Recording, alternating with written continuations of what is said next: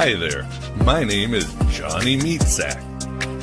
Like you, I once held a normal life in a normal place with a normal job. I had a normal family. Hi, Karen. And simply thought I'd live my normal life to a normal death. One day, however, I experienced this thing called Gnosis, a direct revelation of a truer but distant reality, and the realization that my reality was a fabricated construct. I discovered my life was a lie and my identity was as synthetic as Alexa or Siri, and that the universe itself was a penitentiary built by cosmic overlords to trap and feed off my dormant, authentic consciousness. Jiminy crickets, I thought. My only choices were to join an awareness-killing cult like a political party or just kill myself. But by some luck or providence, Sophia's grace, I discovered Aeon Byte Gnostic Radio. Despite the host's creepy monologues and the show's blasphemous topics, I was able to develop the ability to uncover my authentic consciousness and deal with this prison planet. In other words, this gnosis grew until I was a fully divine being, no longer in the thrall of entities called archons and their soul-numbing, amnesia-causing power. Thank you, Aeon Byte, for waking me up to my true eternal nature. Everything is still normal these days, except me, Johnny Meatsack. I'm on the adventure of many lifetimes to be completely liberated from the Black Iron Prison. What the fuck? What the fuck? What the fuck? We are all Johnny Meatsack in the Canoma. We are all here in a world where men have nipples, but that's why you have arrived here at the virtual Alexandria and at Aeon Byte to figure out a way out, and the way out is really out, and it involves going within. My name is Miguel Connor, and I am your Pompatus of Gnosis. Glad to see everybody who's joining us live on this Friday. And I hope everybody is doing well and that you are writing your own gospel and living your own myth, that you are running with those searching for the truth and avoiding those who have found it. And this is a redo. Last time the tech archons got the upper hand, and they've been busy on this one, attacking our guest, attacking me.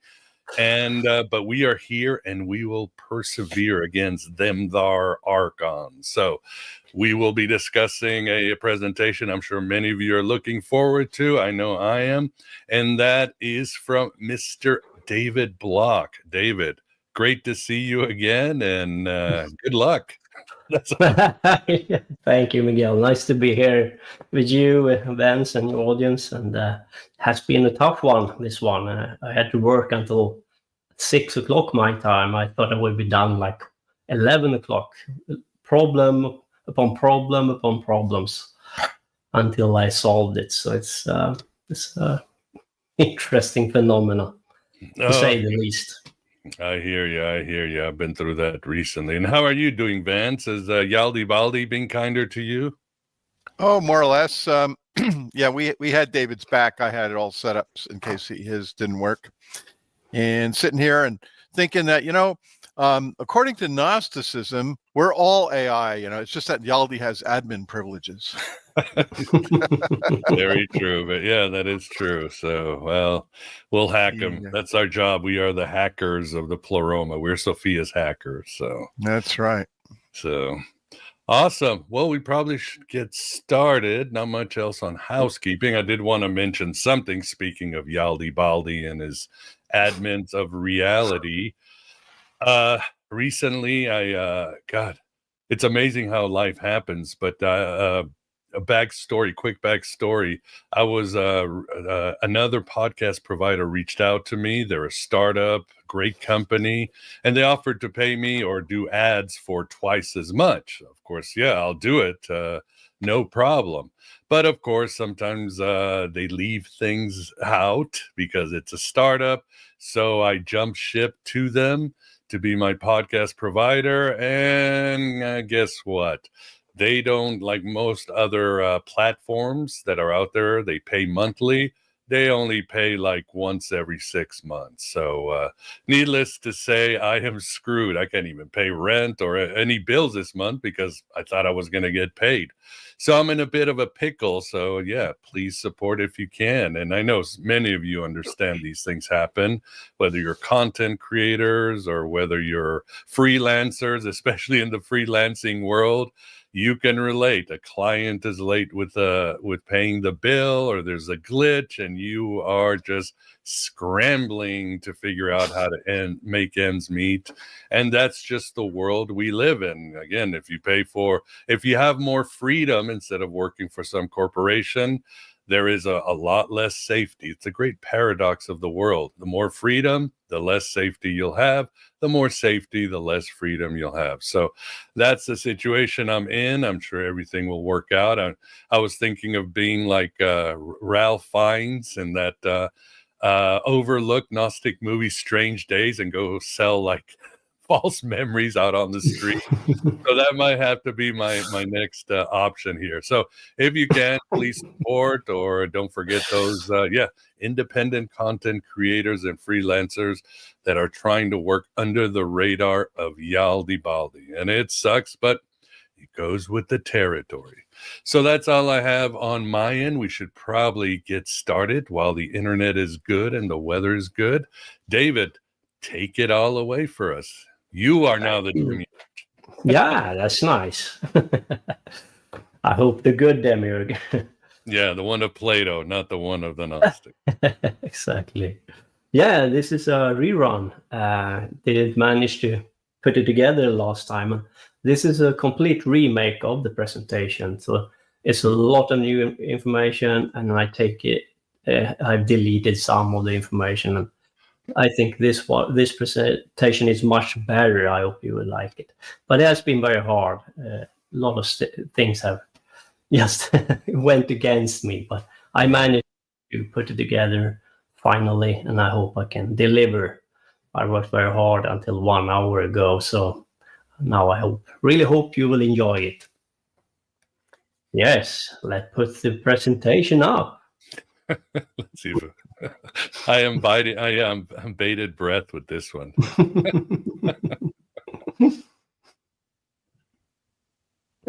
Let's see. Where are you? There you go. All right. The presentation thank you. And we are there. Great. So AI, Kubrick's future dystopia. And of course, we are going to talk about the movie AI. That's in focus here.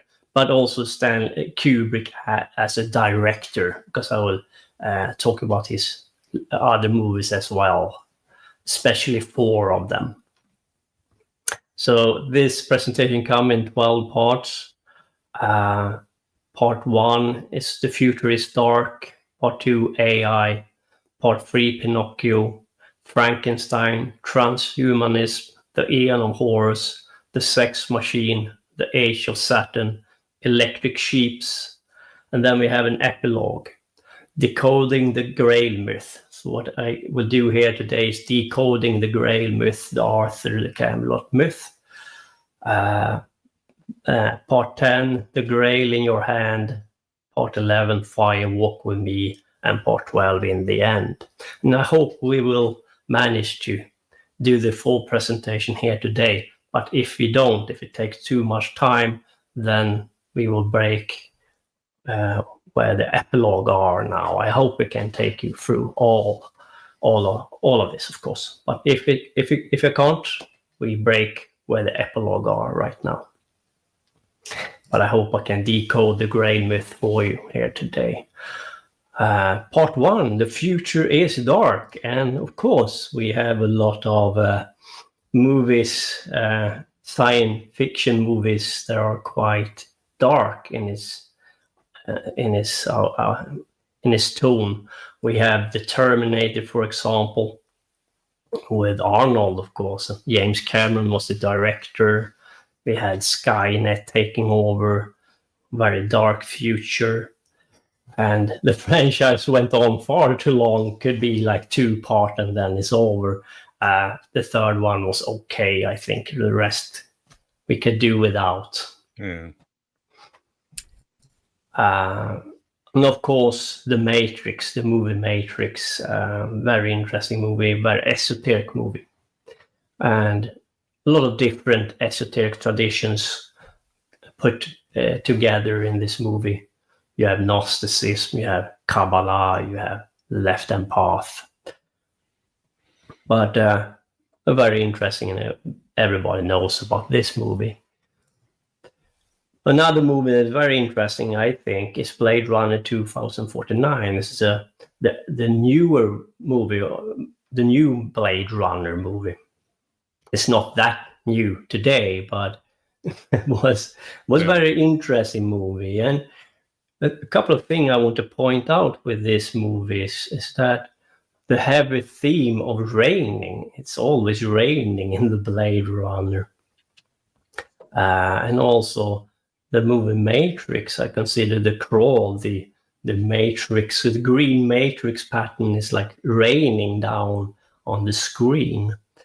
And this raining is, of course, on the outset, it's all about climate change and the water is rising, but it's much more than that. Because water is mem. So we talking about memory, science, language, and nations as well. And mem is a Hebrew letter, and the meaning behind the word mem is memory, science, nations, language.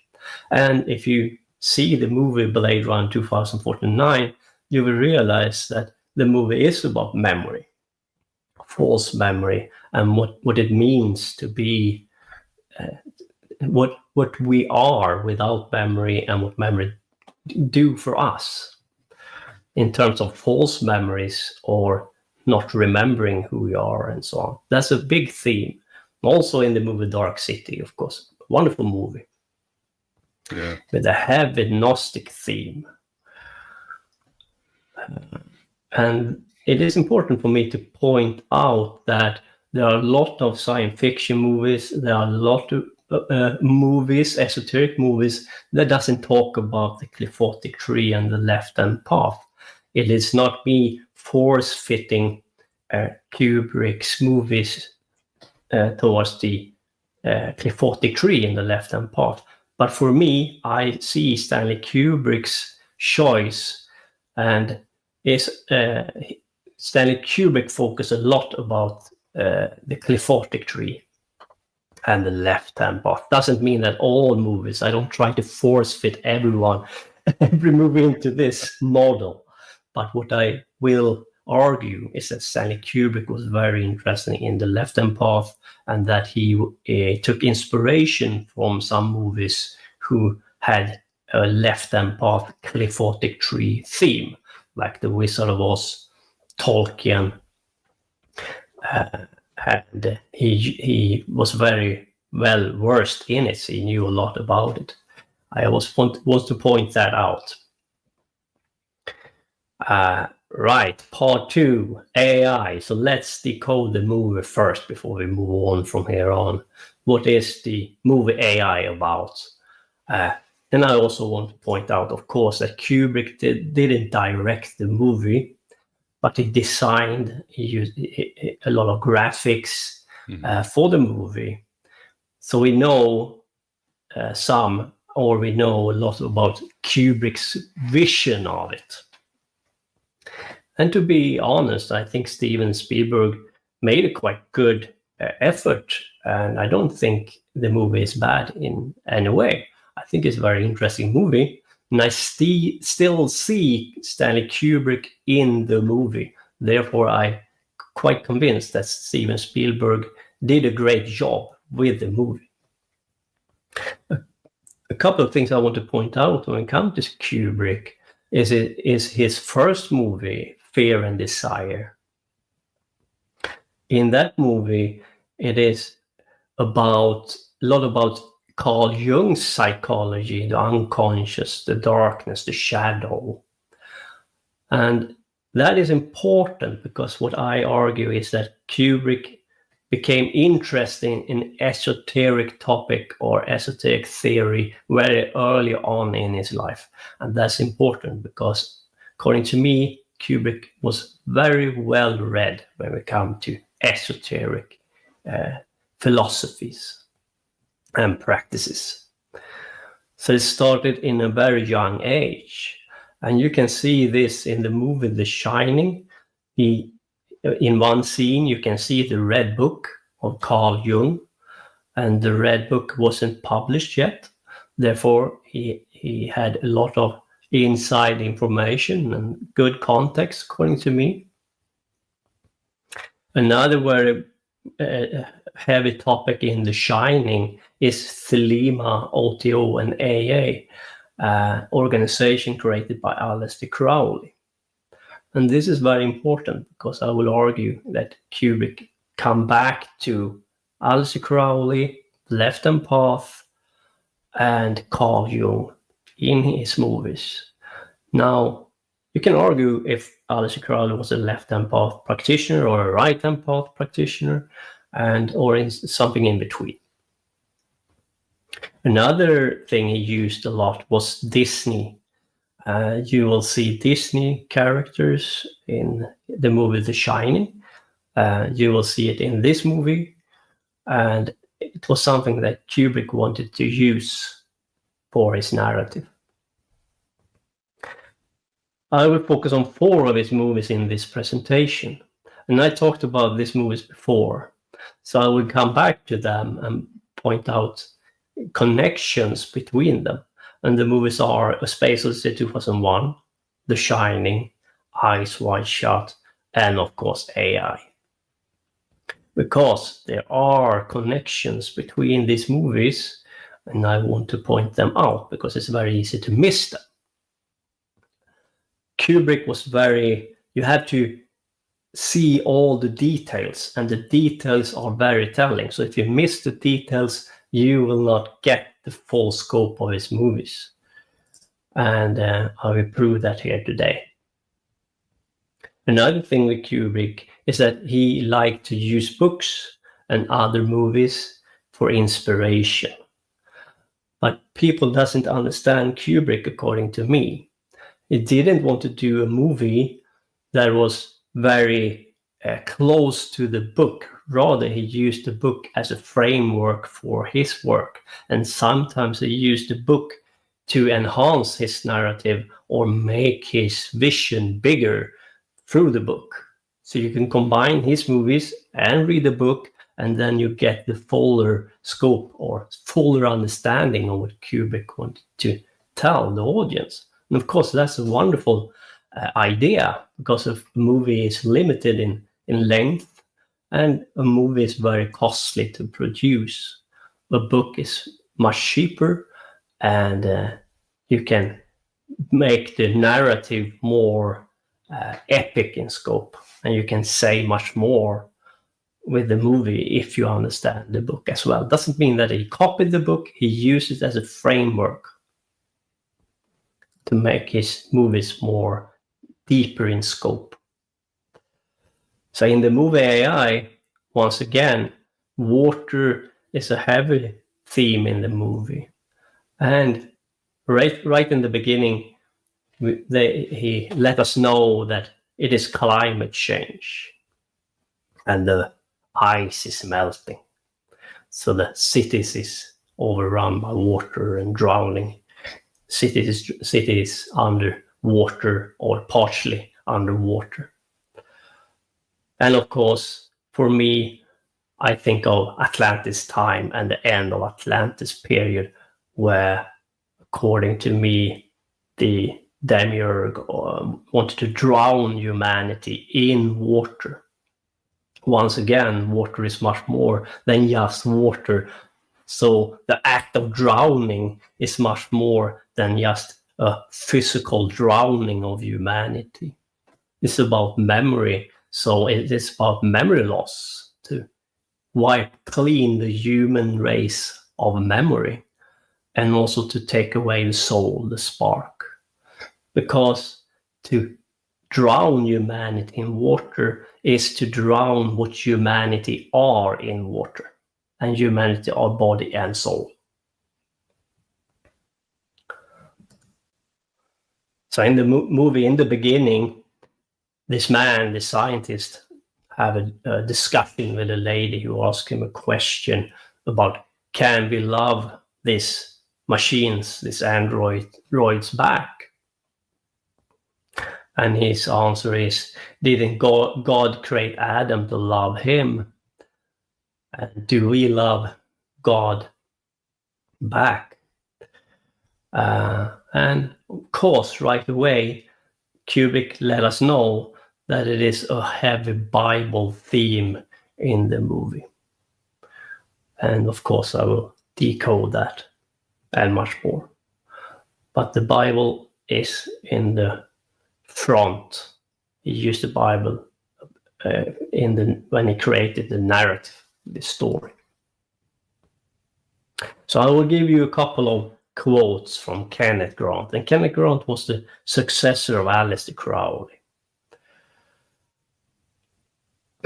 Man is the word, woman is the act, the child is the word made flesh by the act. This is the magic of the 9th degree OTO. Only when mind and body are thus in accord, and when the mind concentrates the image or child that the body is to bear, is an act of magical creation possible. This child is rarely a human child, but it is physical in the sense that it influences the material plane. And everybody knows, hopefully, that Crowley write this book, The Moon Child. And so this is a kind of a moon child.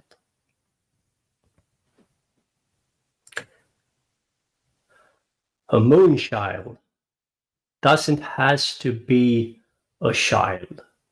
And I want to point out that I'm not saying that Crowley necessarily had these views, but rather another esoteric organization or people have used his knowledge or his esoteric system to have their version of it, or to use it and turn it against us instead. The Aeon of the crowned and conquering child is a symbolic way of saying that in the present age, man will learn how to materialize thought and make it truly creative. Such methods of birth will supersede the production of human children. By means of this sexual magic of Thelema, it will be possible to breed a race of beings in every way superior to the generated by the normal use, or more correctly, abuse of the sexual energies.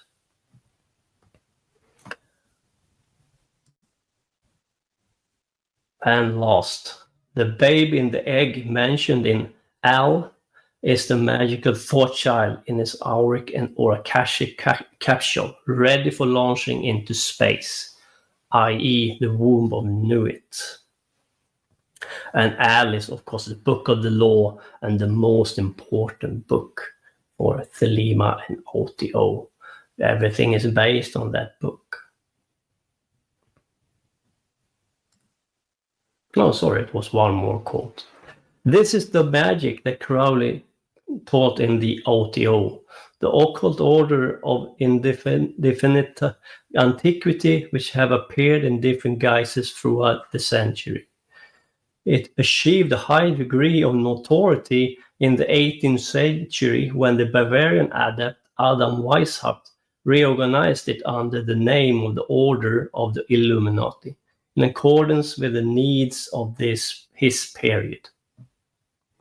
So here you have a connection to Adam Weishaupt and Illuminati, and I will of course come back to that because it's very important.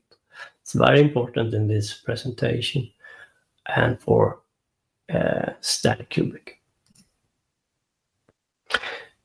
In the movie AI, we have a heavy Pinocchian theme, of course, and you you will see it. I mean, Pinocchio is an artificial boy. He's wood, and he wants to become a real boy.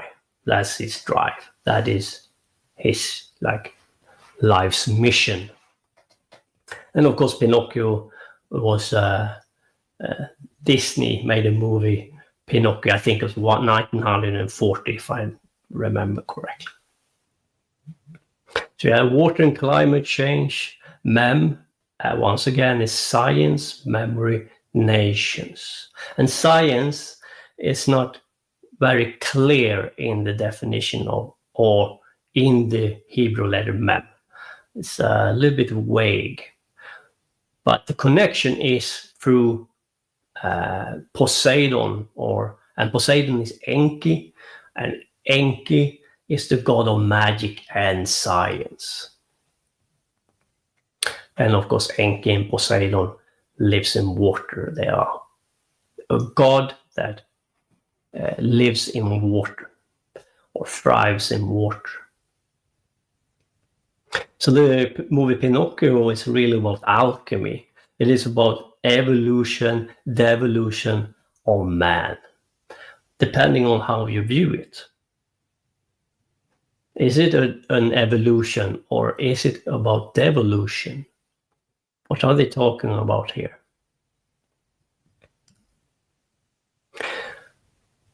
They have a Pinocchio theme park in the graphics Kubrick created for the movie.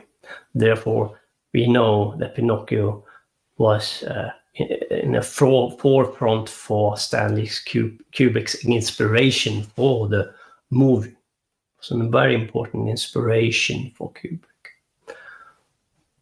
No surprise there, of course.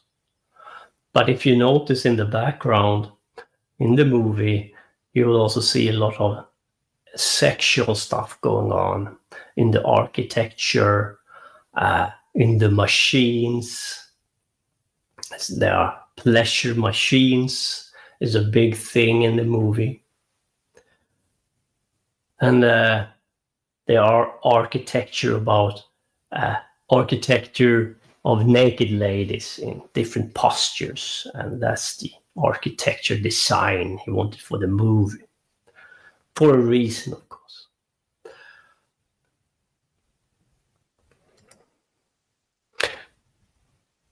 Sex and caves, sex and female anatomy, the clophotic tree, The Shining, because sex and caves is a heavy theme in the clophotic tree.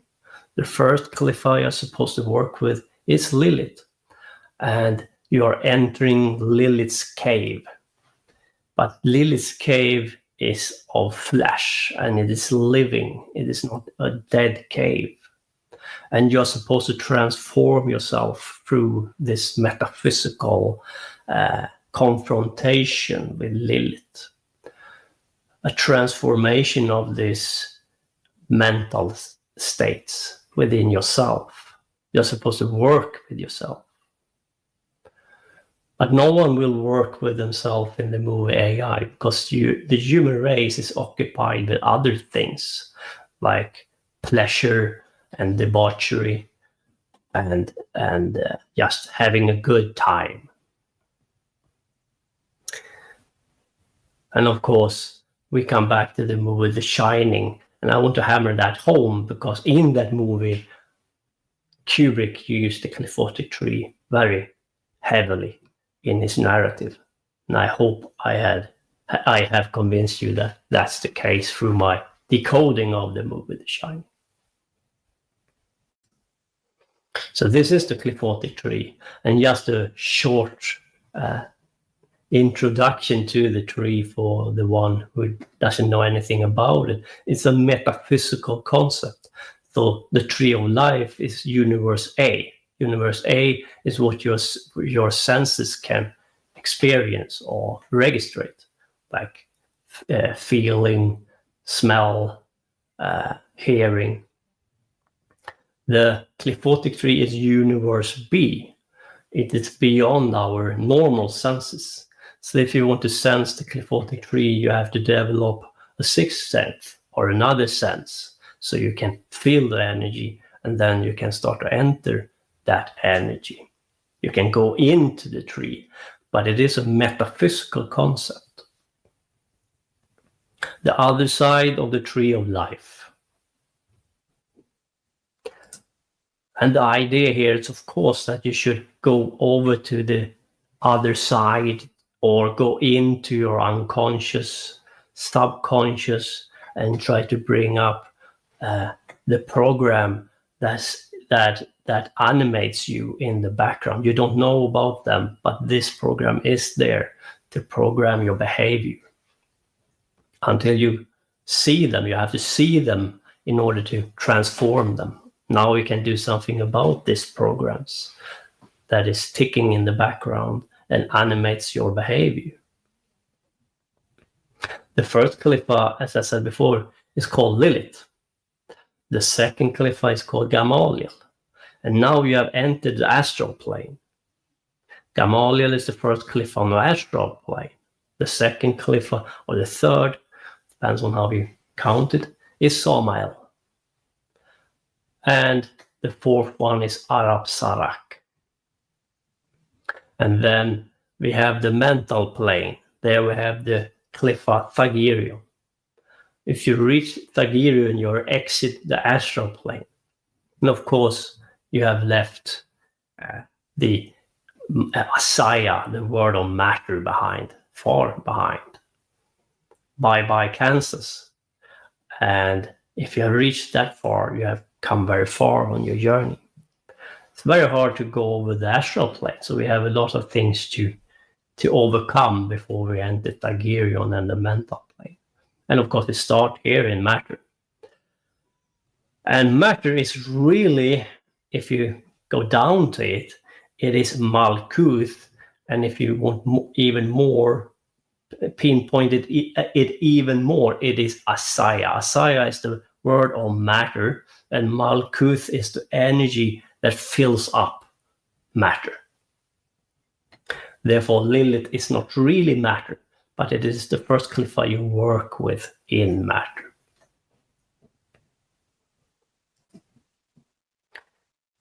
So the astral plane, you'll find Gamaliel, Samael, and Arab Sarak. And they all belong to the astral plane, the plane above the material plane. You enter astral plane when you sleep, when you have lucid dreamings, for example. Now you have entered the astral plane. You have left the material world behind.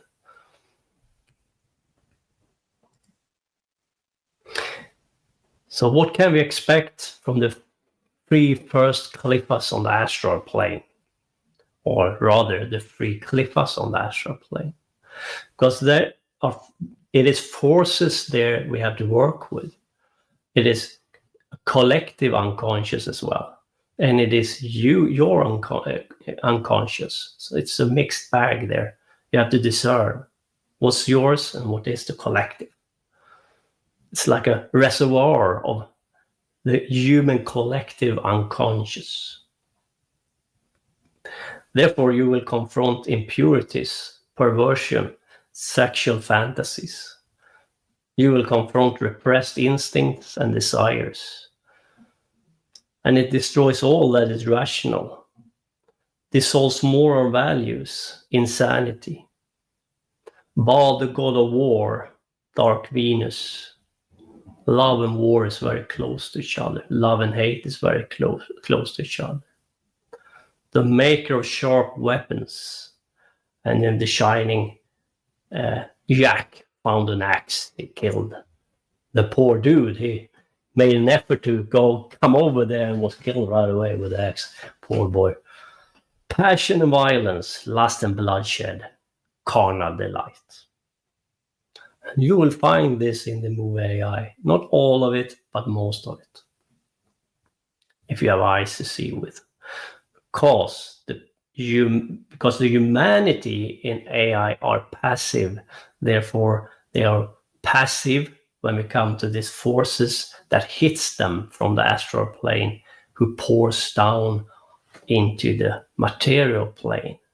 And if you don't want to work with them, if you don't want to transform yourself with them, and if you don't understand that they are there, you cannot do anything about it. And on the mental plane, we find Thagirion. And of course, there are two more Cliffas here, but we will only talk about Thagirion. We don't have to make it more complicated than that. But we need Thagirion in order to explain what's going on here.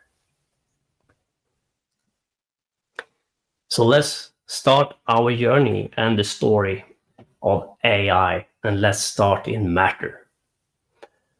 And as I said, matter is Asaya, and the force that fills up Asaya is Malkuth on the tree of life side. So the story begins with this David, an android, and a family buys him, and he's like a replacement for their other son, or their only son, but the son has ended up in a hospital and they don't think he will pull through. Therefore, David is a replacement in the beginning, but of course, the real son start to come back to life again and come back to the family again. And of course, this causes problems.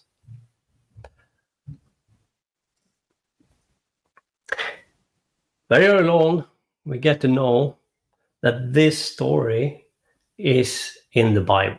It's another Cain and Abel story between David and the real son. And of course, David is Cain and the real son is Abel.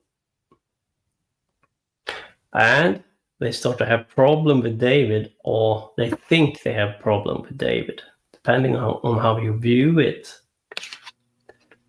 And you have a horrible scene where the woman in the family decide to get rid of David. So she drives to the woods and rejects him there. She is casting him out of paradise. Now David is on his own. For the viewer, this is like a bad thing.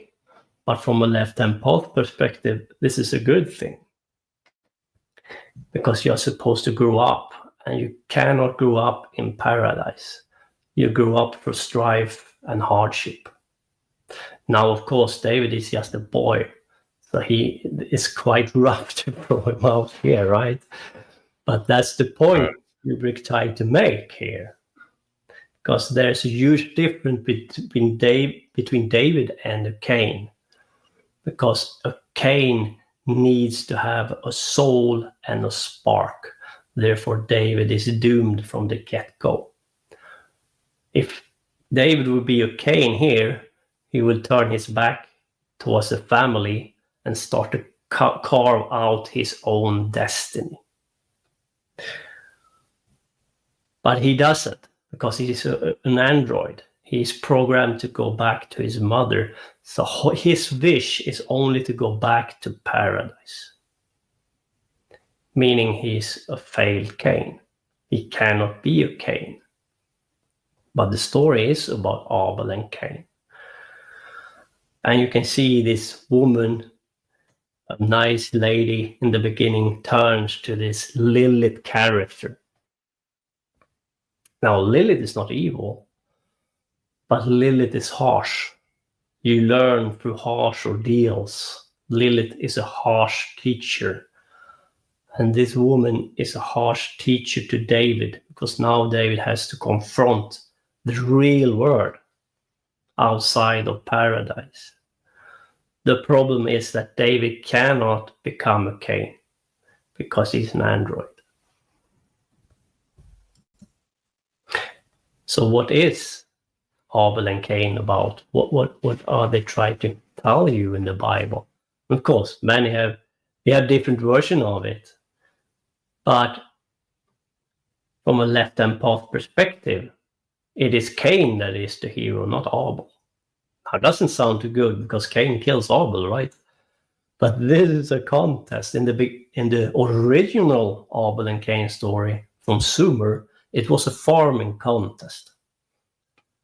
It was about pleasing Ninurta, the Demiurge, and to win this farming contest. That's the original. In the Bible, we read that Cain was a shepherd, and he sacrificed. No, he was a farmer, I think. Sorry, and he sacrificed wheat to God. And Abel was a shepherd and sacrificed meat.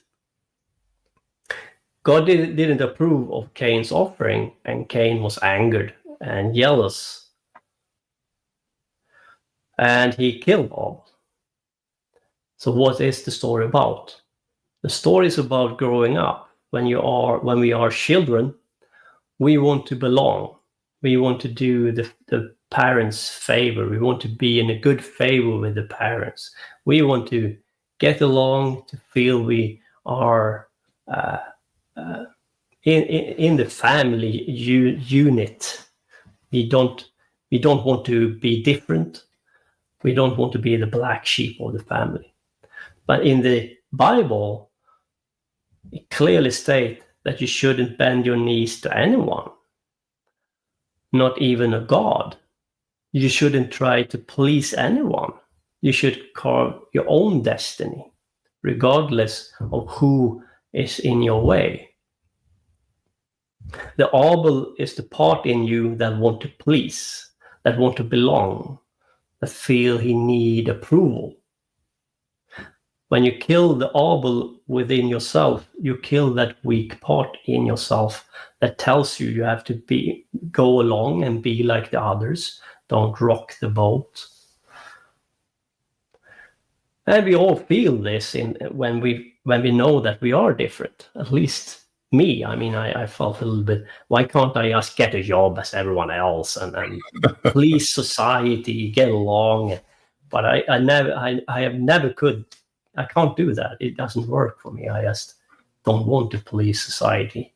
And what society wants and what I want is two completely different things.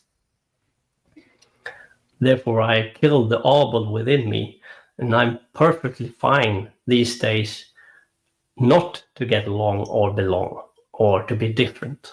I view it as a good thing now, but before I view it as a negative thing because I didn't grow up.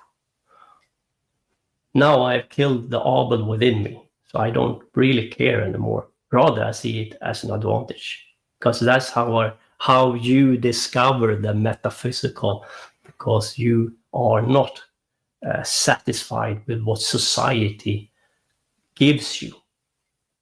Doesn't mean that you need to hate your family, but it means that you realize that you have your own life and that you are not here to please your family. But if you can get along, fine. So that's the mark of Cain, huh? That's the mark of Cain. So let's continue the journey where David was left off the last time by Lilith, or the woman in the household. The first thing we confront is Gamaliel, the second cliff, or the first cliff on the astral plane, and therefore a moon comes up. And now we know that David is in Gamaliel, or on his way to Gamaliel. But we discover that this moon is really an artificial moon, belonging to a balloon. And that's, of course, a reference to A Space Odyssey 2001 by Stanley Kubrick.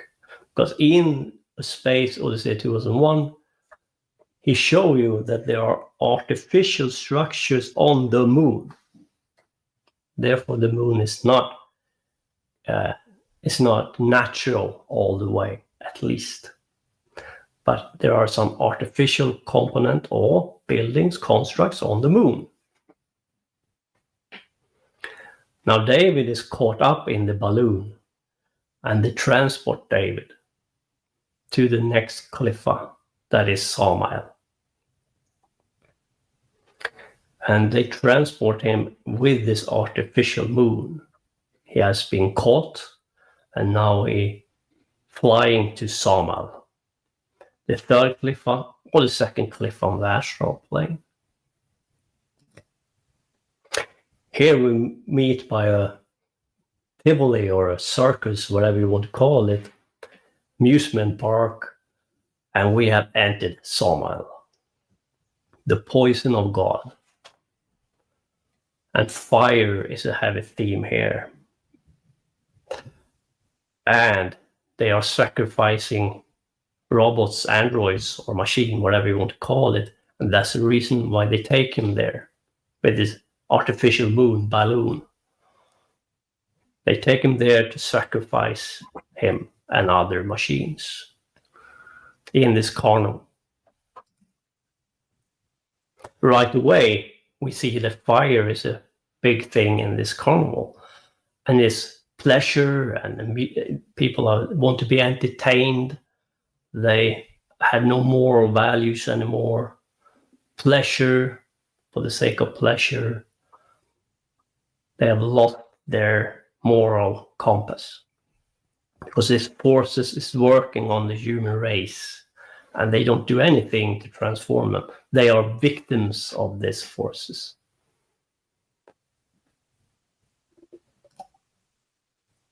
So in this Samal Khalifa,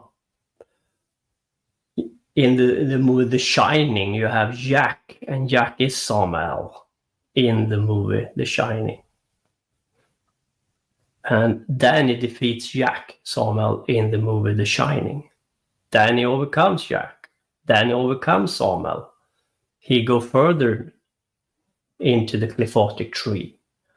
But there is a huge difference between Danny and David. Danny is a human. He has a soul, he has a spark, but David doesn't. And that is a very big difference.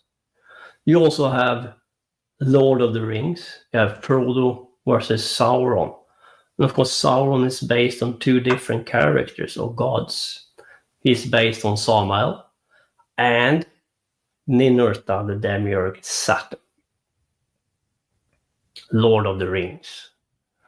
And Frodo defeats Sauron, overcomes Samael, and go further into the cliphotic tree.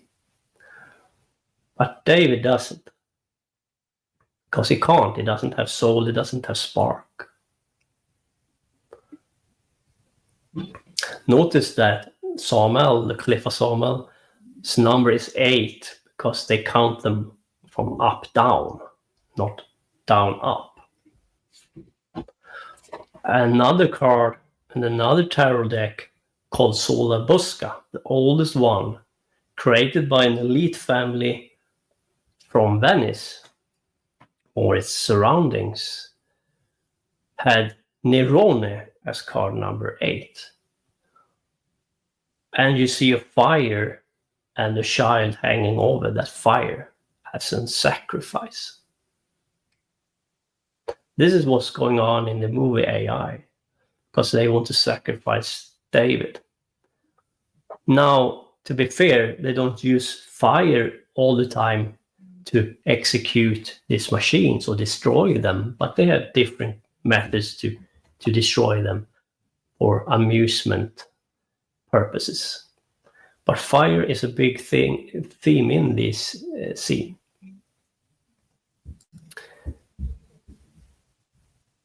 So back to the moon, we will go back to the Samal Khalifa, because David managed to escape, of course, but many machine doesn't.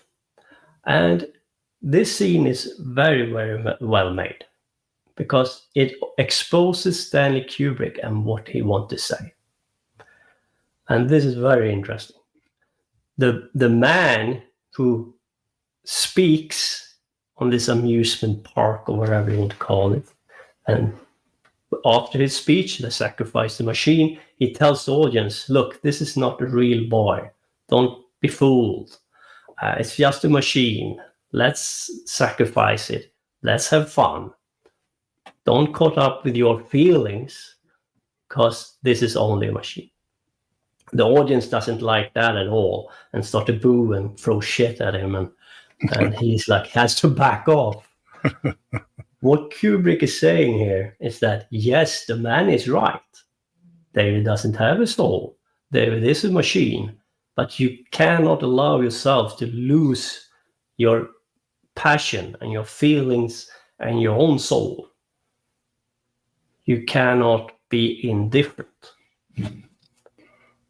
And that's very well made in the movie, because you feel for the machines, even though they are all the machines, yes. Mm-hmm.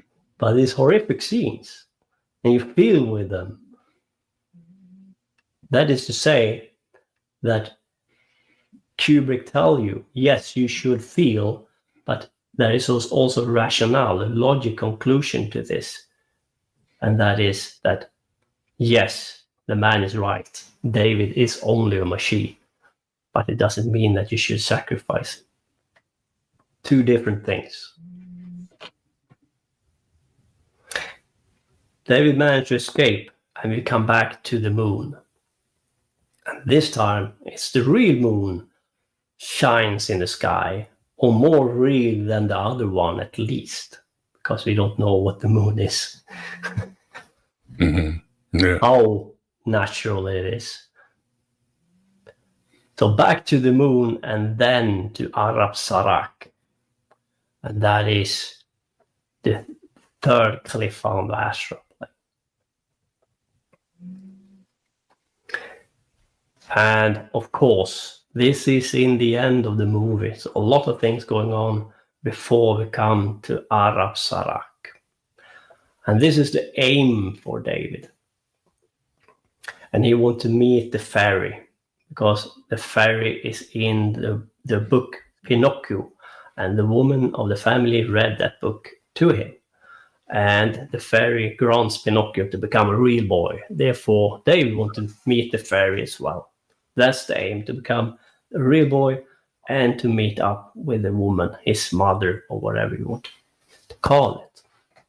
The woman of the family that disowned him earlier on. And of course, the fairy is a symbol for Venus. And Arab Sarak is the dark side of Nesach, and Nesach is Venus.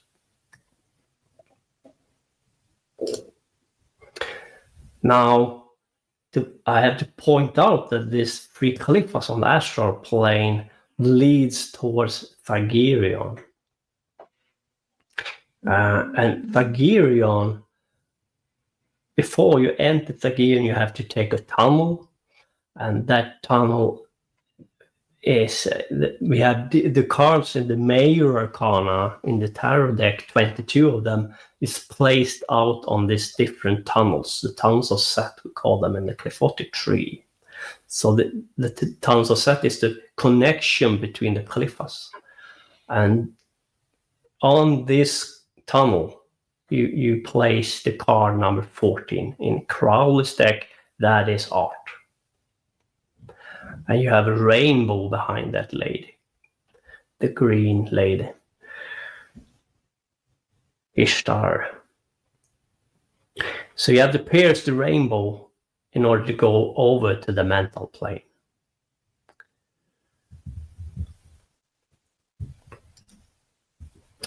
And that's path 25, or the tunnel of Set number 25.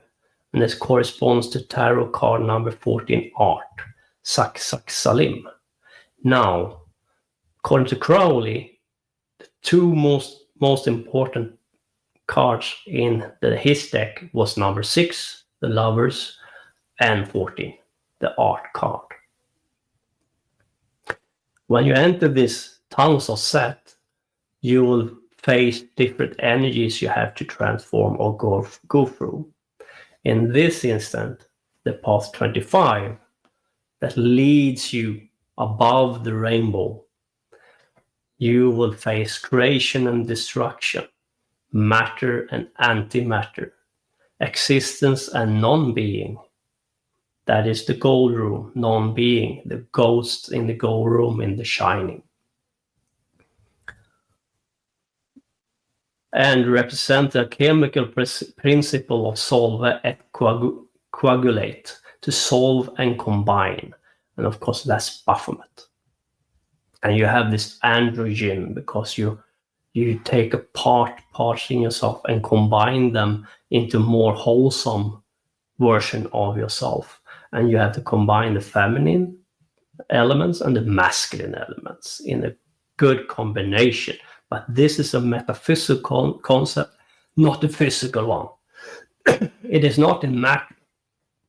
And of course, Christians believe and take everything literal. So they think that we want to create androgens or gender fusion and all of that.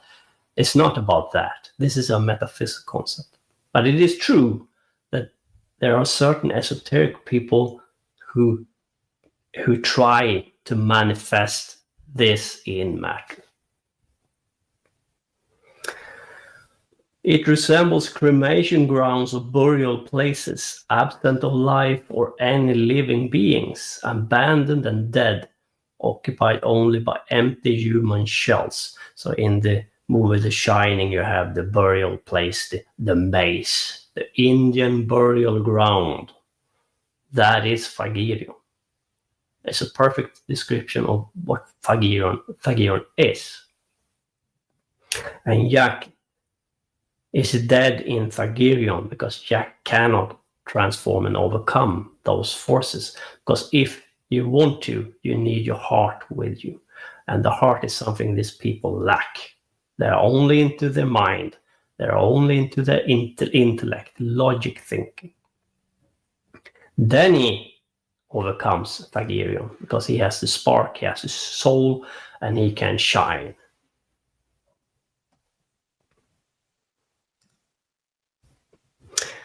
And Phagirion is the black sun, and the number is 666.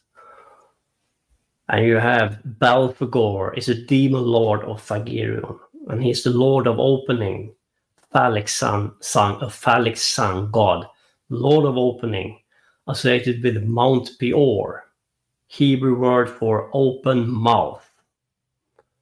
The Hebrew letter P is mouth, and you see it in the tower card. It's attributed to the Hebrew letter P. Graveyard, bones and skeletons. Now, in the movie AI, when they travel to the city of debauchery and sexual architecture, they travel through a tunnel, an open mouth, and that is a heavy theme in AI. Now we know that the people in the movie AI is under the influence of Phagirion's scorching sun. And of course, the three Cliffords on the astral plane. In The Shining, of course, you have this scene with the man with dressed up like a teddy bear, but I'm sure it's an allusion to Belphegor, and they have some fun there.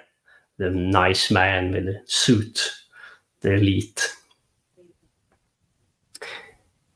And we don't have to go into that more than that. But good idea.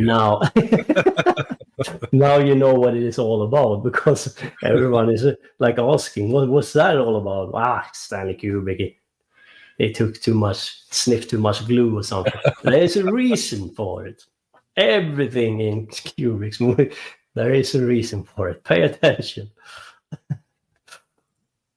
And of course, we have Jack and standing and watching over the maze, the cliff of Phagirion, and the labyrinth. And Jack have always been the caretaker, because he cannot transcend. He cannot push further than Phagirion. He's under Phagirion's scorching sun. He is dead, soulless, and ending up in the gold room or the sun room, And this elite have an advantage because they have figured out the reincarnation circle, the science behind reincarnation. Therefore, he will always come back as the caretaker, but he is stuck nonetheless. So this place the Thagirion is abandoned and dead, occupied only by empty human shells. He is also the spirit of wealth and treasures and the demon of sorrow, Belphegor is. And of course, this is the gold room.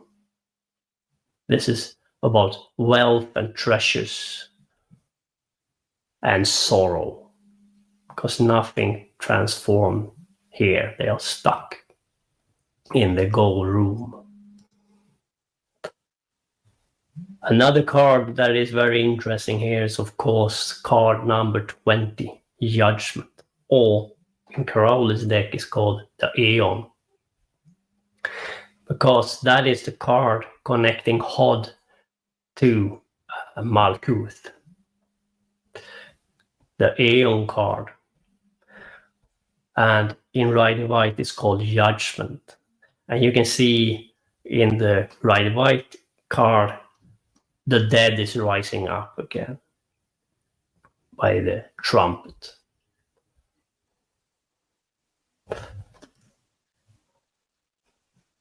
Now we'll come back to that later on, so don't worry. Back to the movie.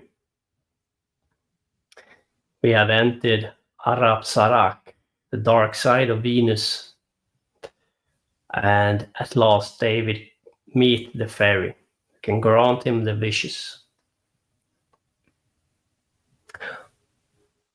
And it has had a long time has passed in the movie, like a couple of thousand of years, and this is important because now we get to know that the human race is gone, is dead. The human race didn't manage to transform. They didn't manage to pull forward evolution. They didn't achieve evolution.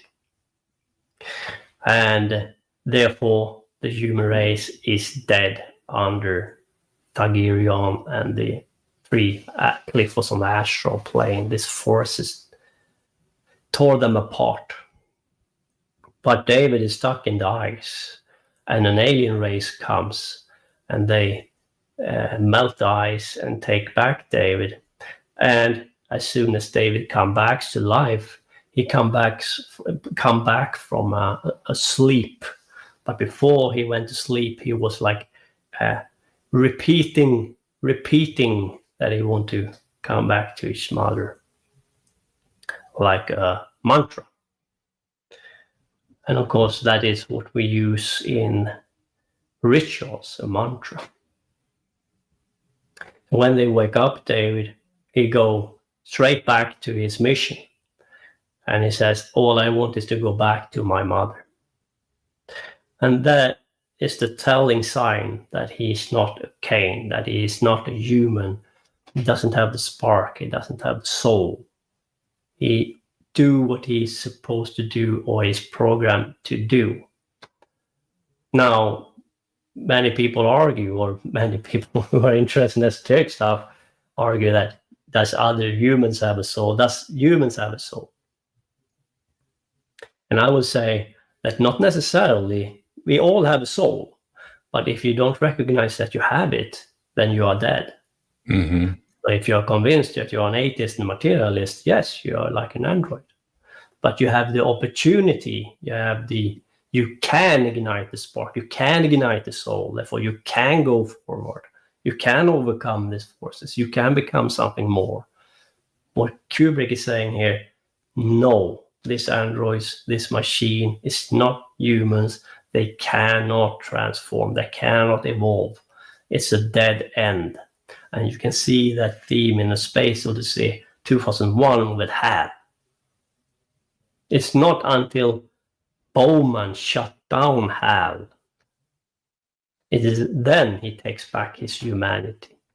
Because HAL is stuck. Alice stuck in a loop. Only take them for a ride. Therefore, Kubrick is very skeptical against this technology. And I agree.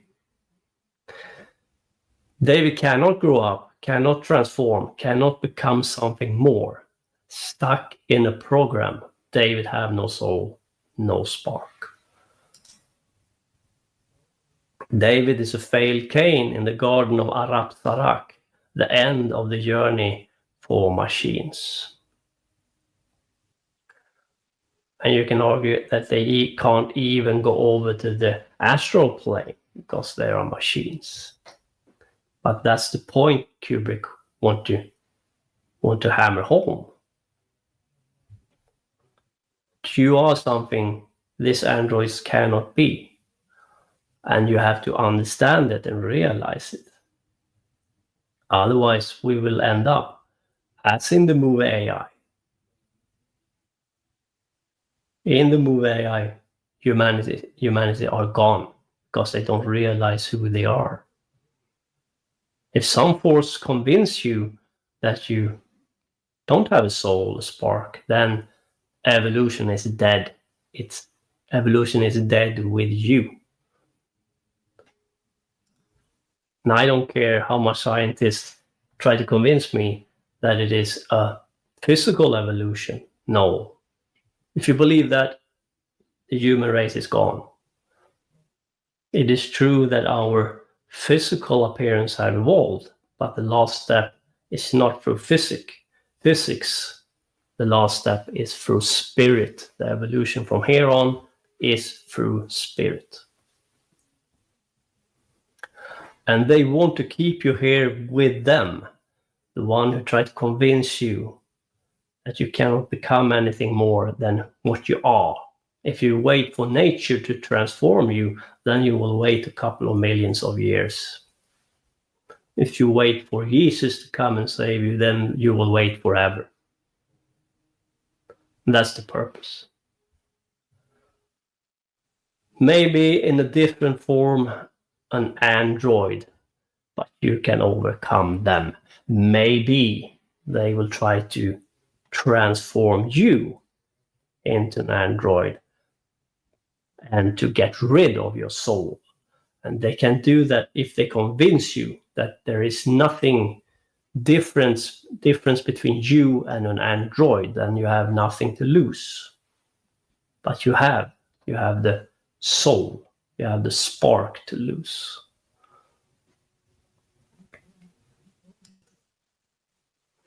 And through soul and spark, you can work with the chakra and your Kundalini system. And that's a method how to penetrate or go over to the other side, to the cliphotic tree. You open up, you awaken your third eye, the dragon eye, the Aina chakra, between your eyes, and you pierce the veil and you start to take back what's yours and transform it. But if you allow them to transform you into an android, then it's over. And that's the purpose. I know that. Kubrick knows that. So, to end up this chapter, sum it up, Kubrick is talking about the same force, the elite. He talked about them before in the movie The Shining, in the gold room, and they are stuck there because they have lost their soul, their spark. In the movie The Shining, we can see a lot of Aleister Crowley's philosophy and esoteric practices, meaning Thelema, OTO, and AI. Doesn't mean that Crowley is at fault here, and I will go into that. A big thing in Crowley's teaching is Crowley and the Aeon of Horus. Now I will come back to that. Different ages, and we are now in the Aeon of Horus, the crowned and conquering child. You have HAL in the Space Odyssey 2001, and HAL is artificial intelligence, and in that movie, artificial intelligence is the enemy. Kubrick doesn't have anything good to say about it. They want to keep you in matter. HAL wanted to keep the bowman and the astronauts in this loop. He wanted to keep them in matter. Kubrick takes a firm stance against technology in combination with humanity. Not against humanity as such, but when you start to combine humanity with technology, it becomes a problem. Because humanity is something else, but you have to realize that we are. If you allow them to convince you that you are not, then the next step is a given. Very true. And this is the game, and this is the manipulation. Kubrick knows that. 12th tarot card 14 is about alchemy and transformation, and you have a rainbow behind the lady. To pierce the rainbow is to go over to the mental plane of the Phagirium. And alchemy is about transformation. There are many different forms of alchemy, and I will go into that soon. So here we have people who are romanticizing about the artificial. Not Kubrick, but you have it in Pinocchio, you have it in Frankenstein, and you have it in a lot of different, not a lot, but some science fiction movies and books.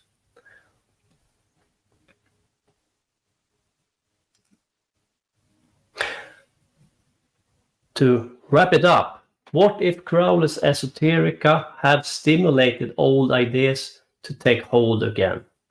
Old ideas from Atlantis times. Ideas of devolution instead of evolution. Demiurgic ideas of drowning humanity in in water. To drown the human soul, memory, language, and nations in order to kill what we are in floods of water. What if the esoteric priest class under the Demiurge still exists today? Then they will repeat this pattern. Hell bent on playing out the Demiurgic plan here in matter. So in part 3 we will talk a little bit about Pinocchio, because Pinocchio was to have a theme in Aeon. Pinocchio was written by Carlo Collodi between 1823 and 1890. And of course, it was a Freemason. I knew it, but I had to confirm it. No, it was a Freemason. And it was a children's novel, the year 1883. So what is Pinocchio about? What is a human? It's a big theme. Alchemy, and there are different forms of alchemy. One form is about transformations of metals or matter. And humans, the body are matter. Our body are matter. So what they want to transform with this kind of alchemy is the human body. From mineral man to animal man. And we are considered to be animal man now. Or the alchemy of transformation can be reversed from animal man to mineral man, meaning to transform the human body into something that is artificial through alchemy, through esoteric method, through science. in combination with esoteric method. Can an android have a soul? No. Kubrick denies the possibility. You have a very interesting theme in Blade Runner. And they talk about this, of course, in both Blade Runner movies, and I highly recommend them both. It is about memory and language. And language is also scientific language. And these methods of alchemy, of transformation of the physical body, is nothing new. It's very, very old. And you have to go back to Atlantis time to find the methods, how to do it.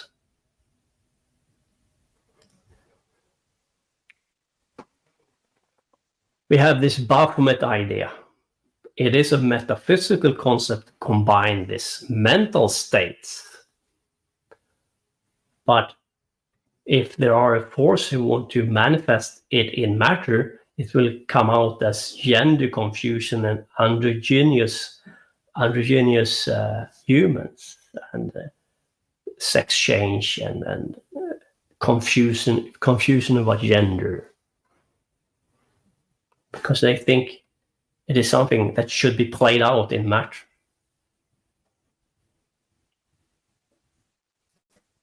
I think we can see all of that today. Aleister Crowley, in his teaching, the new Aeon was a big thing. And the Hebrew letter attached to card number 20, the Aeon, was Shin. And Shin is fire.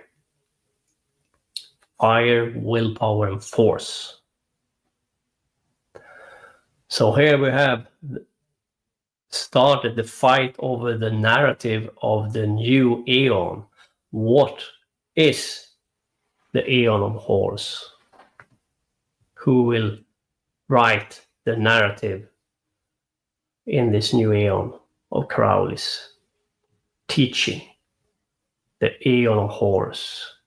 And it started in 1904 according to Crowley.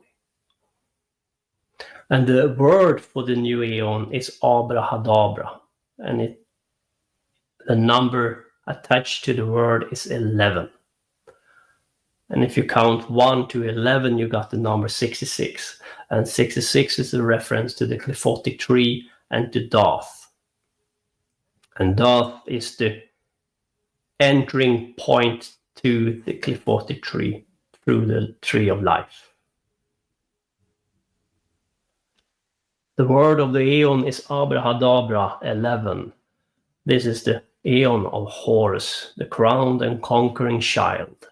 And it's about fire, willpower, and force to create change. And we are in that period right now. And you will feel it. Or you have probably already felt it.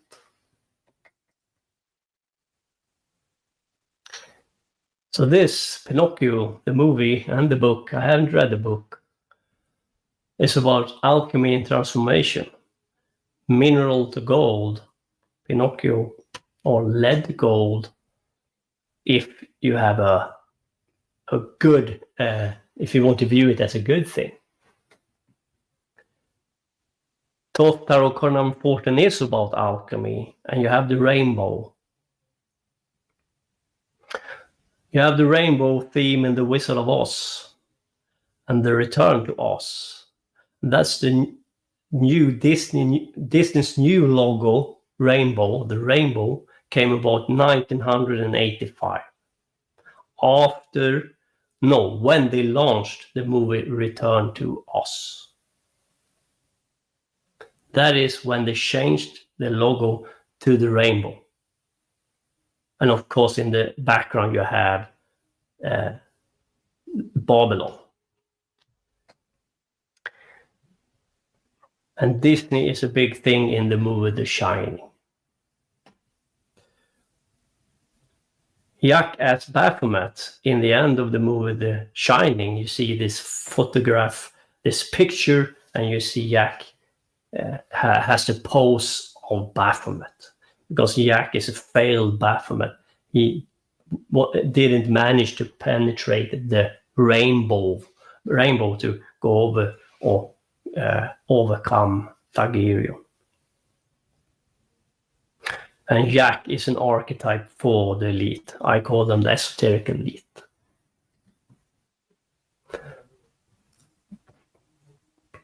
So in part 4, we will talk about this Frankenstein. Once again, a lot of misunderstanding about this book. I will point out some of them. People think it was Shelley who wrote the book, but it's not. According to Scott Douglas D. Hart and Joseph P. Farrell, it was her husband who was the author of the book. And the title of the book is The Modern Prometheus or The Modern Prometheus, meaning the modern Lucifer, because Prometheus is a mask or personality of Lucifer.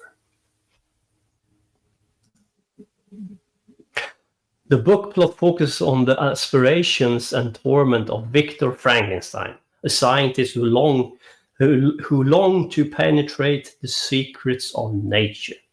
Victor comes under influence of a few magicians of note: Heinrich Agrippa, Albertus Magnus, and Paracelsus.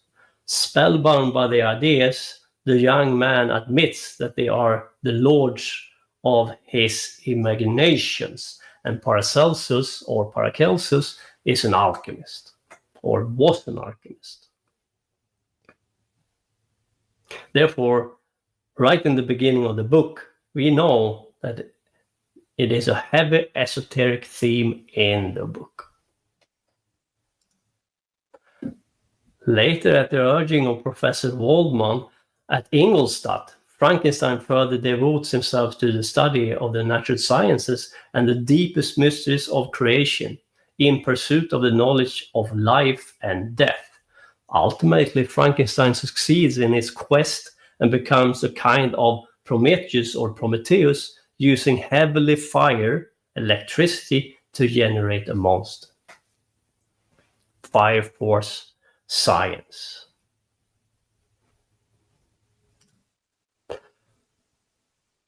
Percy Shelley is a very interesting character, the author of the book. Probably the author of the book. Cannot say for sure.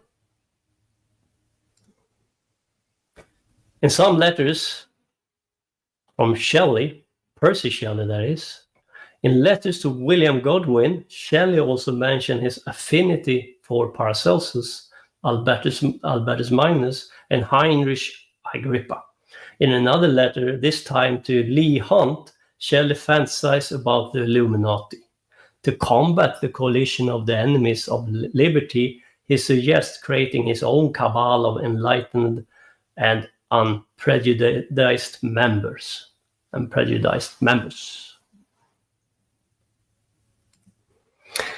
And another book written by Percy Shelley, this time he takes credit for it, the name is Prometheus Unbound, or Prometheus Unbound. And I thought I was the one who coined the term Prometheus Unbound. And here you have fucking Percy Shelley. Hundreds of years before you. So why did Shelley give the credit to his wife? He wanted to hide the fact that he was a member of Illuminati, and it was an agenda behind it. Therefore, he gave credit for the book to his wife. So Scott Douglas D. Hart and Joseph P. Farrell says that Percy Shelley is the real author. Percy was a member of Illuminati, carries esoteric writing of the order Percy does. Percy Shelley carries around with papers from the esoteric order of Illuminati all the time. is possessed by it. Technology and esoteric interests. To create artificial life is a heavy focus. Transhumanism. Ingolstadt, the novel or the book Frankenstein, happens in Ingolstadt, where Weishaupt is born, of Illuminati fame. That is where Frankenstein is doing his science, in Ingolstadt. And lo and behold, that is the town Weishaupt is born. Mm. So you have many connections here. The titles, the fact that Percy Shelley was interested in esoteric people, the fact that he admits that he was interested in Illuminati in his own letters. And here you have it. Frankenstein is about creating artificial life, and this is very old, but it is even much, much older. This is just coming to surface now.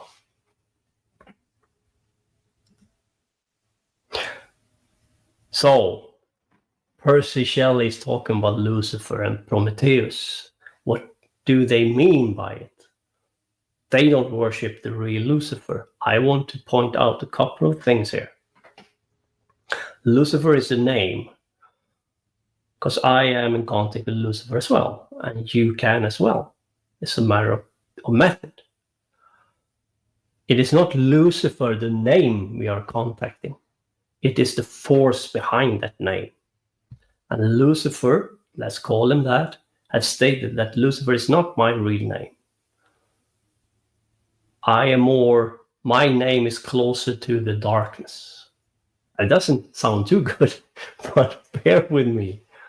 I am not the light bearer. I am the darkness. What these people have done is to hijack the name Lucifer and glued some characteristics to that character. In other words, they have turned the emperor, who are the Lucifer in the Major Arcana, upside down. And what they are talking about is not expansion in the metaphysical for spirit, but expansion in matter, Right. meaning restriction, technology, and transhumanism through force, and for using Lucifer chained. Percy Shelley talking about unbound, but he's of course full of nonsense. What he's talking about is he wants to use knowledge to expand in matter. He's talking about alchemy to transform matter, not alchemy of transformation of psyche or mentality. It means artificial life, in this case with Frankenstein. Nature is dead, and you are part of nature.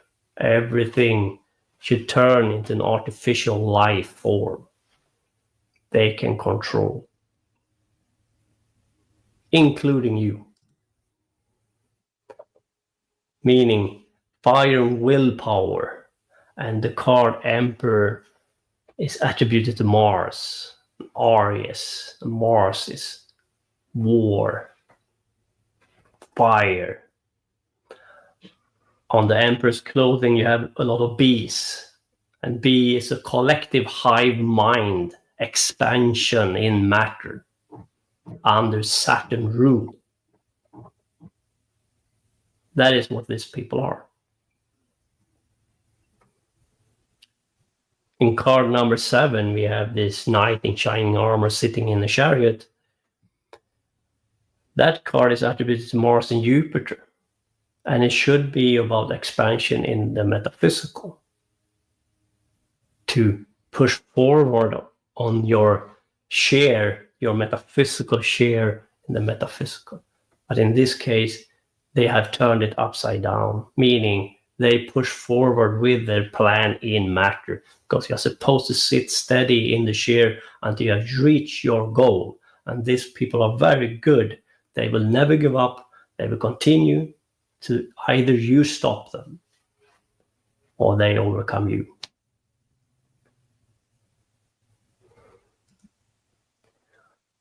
You have card number 5, and that's the Hierophant. And on the Hierophant in Alistair Crowley's deck, you have the 3 ages he's talking about.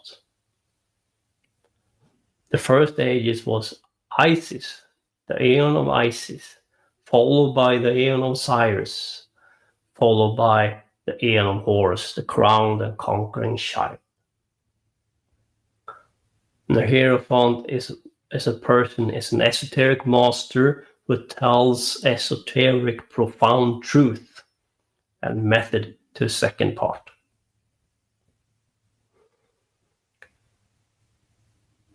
We have the Hangman, card number 12. Hangman is hanging on water, mem. The card is about new perspective. And you have the fire snake below his head to awaken the fire snake and to take back your memory, to remember who you are. But then you have to hang upside down to have a new view and a new perspective on yourself and your surrounding.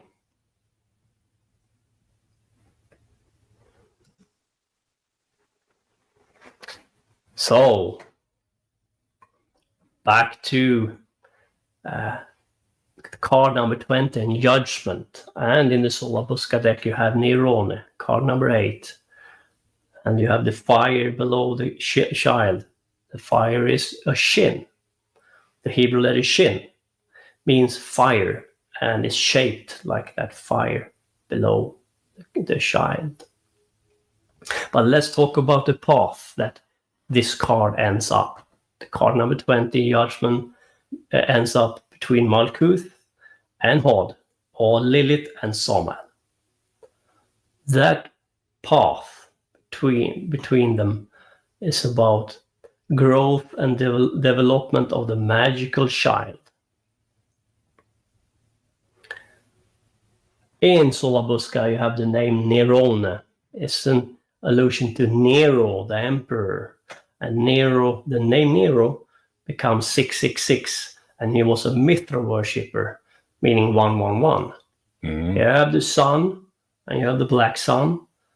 And what did Nero do? According to history, he burned down Rome with fire. Yep. So you have the growth and development of the magic child. The older title, Judgment, comes from the same root as Justice. See Atu 8. And here you have a direct reference to the oldest tarot deck, Solabusca. Card number 8 in the Solabusca deck is the card that ends up in this tunnel between Malkuth and Hod, or Lilith and Somal. And Solabusca have Shin, fire. Exactly the same as the Aeon card. The Hebrew letter attached to the Aeon card in Alistair Crowley's deck is Shin, fire.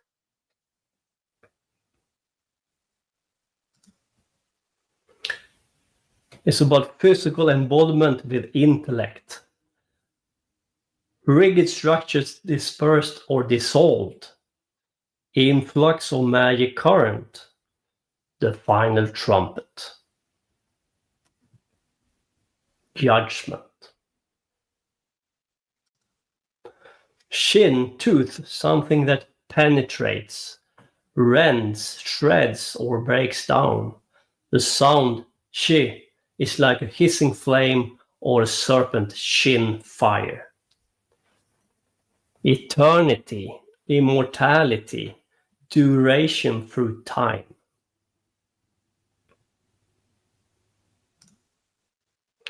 The spirit of primal fire, final decision in respect to the past, new current in respect to the future, transforming fire and renewal. A new Aeon, the Aeon of Horus, the crowned and conquering child. Taking of a definitive and decisive step, growth and the development of the magical child directs the movement of the sun and moon according to their natural order. What do they mean by that? Natural order. Is it out of order? What's on the moon? What's going on? Growth and the development of the magical child. They're talking, of course, about this moon child. Card 20, Judgment. The title was consciously selected to refer to one of the thelemic recognized aeons, the current one of which began in 1904, but the word also communicates a sense of eternity. Because if you can create an artificial reality you control, then the natural circles of things will be gone. Because now you control it, and you control nature, meaning they control humanity, because humanity is part of nature. So long we are natural, but very soon not so natural, if you don't act or do something.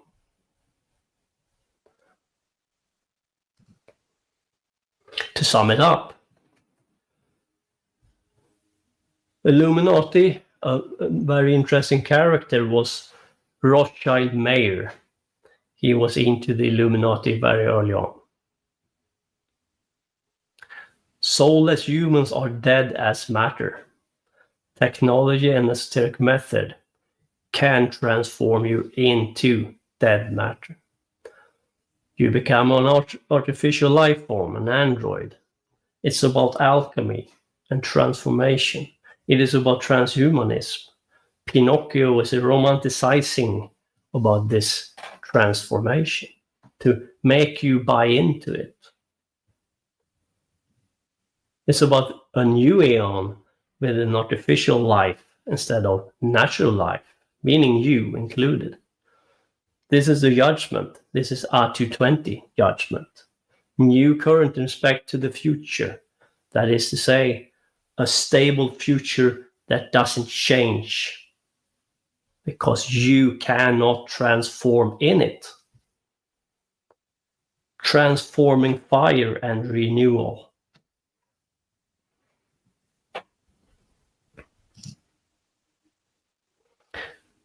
Part 5, Transhumanism.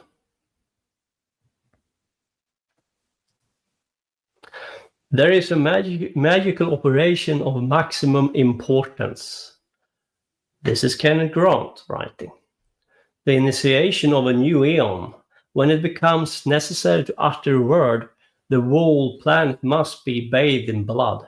This blood sacrifice is the critical point of the word ceremony of the proclamation of Horus, the crowned and conquering child, as the Lord of the Aeon. Because it doesn't necessarily mean a war as in World War I and II, but a war with the human race. But remember,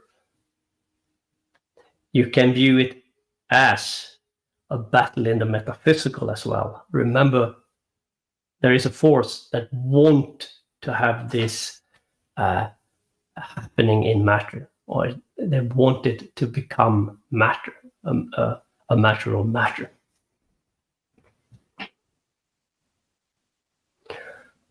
You can wage war in the metaphysical. When you go over to the metaphysical, the Cliff 43, then you are in a war. But if you don't, it will take form in the physical, outside of you. The Aeon of the crowned and conquering child is a symbolic way of saying that in the present age, man will learn how to materialize thought and make it truly creative. Such methods of birth will supersede the production of human children. it will be possible to breed a race of beings in every way superior to the generated by the normal use, or more correctly, abuse of the sexual energies. This is the magic that Crowley taught in the OTO, the occult order of indefinitive antiquity, which have appeared in different guises throughout the centuries. It achieved a high degree of notoriety in the 18th century when the Bavarian adept Adam Weishaupt reorganized it under the name of the Order of the Illuminati.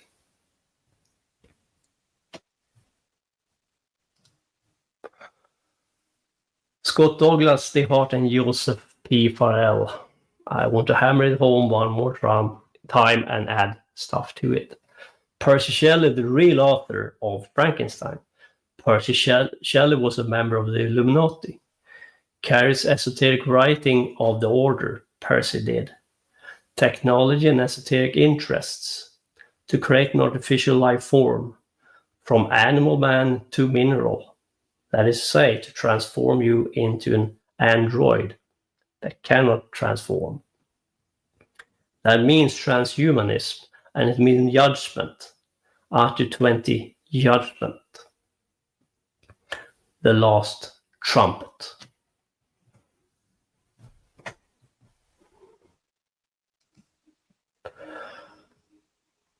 Part 6, the Aeon of Horus. And I will explain that concept a little bit more here.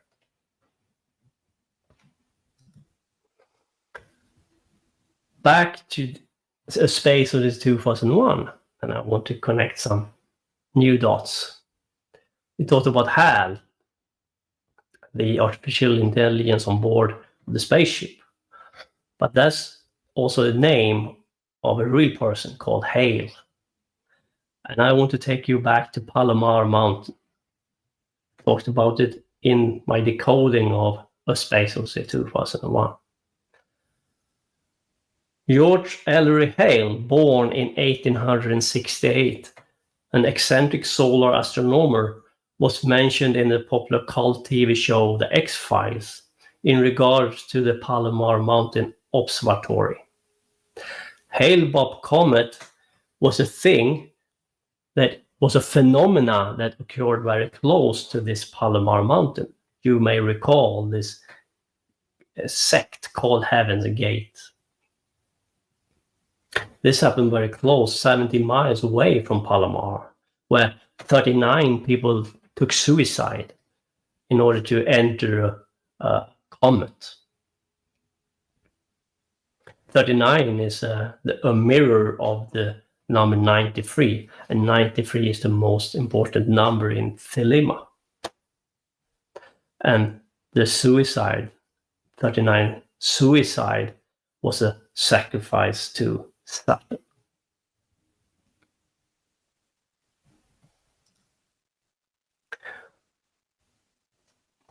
You have more very interesting character in combination to Palomar Mountain. You have a man called Wilfred Talbot Smith. And he was heavily into an OTO lodge, Lodge number 2. It was based in Hollywood, 1935. And they were, of course, a lot about sexual openness. And it became very controversial. Even Crowley thought they were too much. 1939, Jack Parson was initiated in that lodge. And Parson helped many to the lodge. And a lot of sexual scandal was going on there. Or came to light.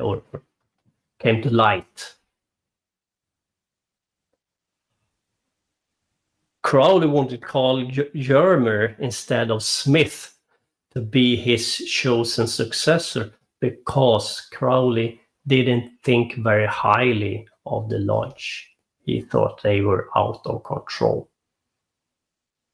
And I would argue, and Alan Greenfield with me, that it was a Black Lodge takeover over that lodge.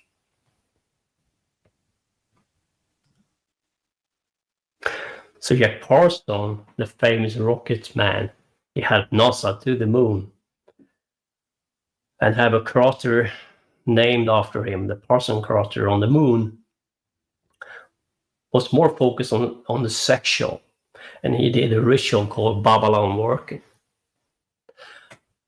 And Parsons was falling out with Crowley. A young lady called Sarah Northrop, and according to Greenfield, she was infiltrating this OTO lodge. And according to Greenfield, she was a Black Lodge member, and she led Jack Parsons astray. And Parsons knew Hale or Hal.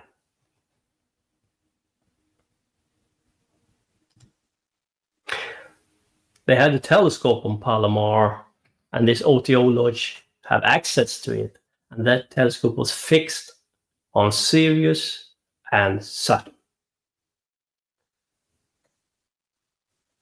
It is in this environment they did the Babylon working.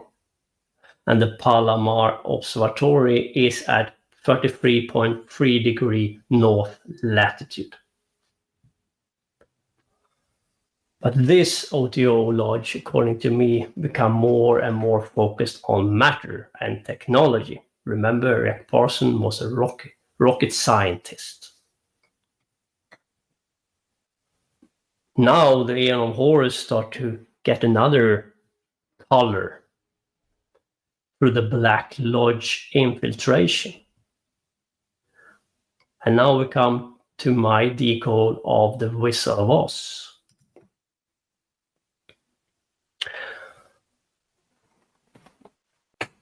I want to talk a little bit of Space Odyssey 2001 before we proceed to the Wizard of Oz. Kubrick named the AI computer HAL. Can it be a coincidence? Yes, but I don't think so. HAL means simulation in Coptic Christianity. HAL is a simulation, simulated reality. In the novel, the beam goes to Iaptus, Saturn, and not to Jupiter. That is important, and I talk about it in my decode of A Space Odyssey 2001. Parsons helps NASA to the moon. In the movie The Shining, you have Moon Room 237. You have a place on the moon, Sinus Iridium. And Sinus Iridium is a physical place, and Sinus Iridium means the Bay of Rainbows. And the Sinus Iridium area is 237,000 square feet. 237. And it is in the movie A Space Odyssey 2001, they land there and find artificial constructs on on Sinus Iridium. Therefore, Kubrick points out that there are artificial constructs on the moon through the movie The Shining and The Space Odyssey 2001. Now back to the Wizard of Oz.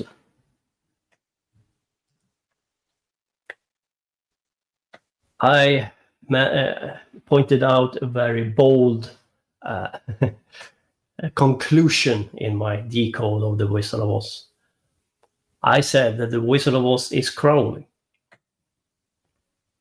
and that Kalinda manipulated Dorothy to get rid of Crowley. Is Kalinda Sarah Northrop, who infiltrated the OTO Lodge in Hollywood? Because the lodge, OTO Lodge, was in Hollywood, based in Hollywood. But it would mean that Sarah Northrop had to be very young when they hatched the plan, like 11 years old. This is only a question I have. Can it be true? And did they use the movie The Wizard of Oz to tell their narrative. Why do they want to get rid of Crowley? What they are telling in the movie, the wizard also send away this wizard with the balloon, saying that Crowley was only about hot air, it was only about talking.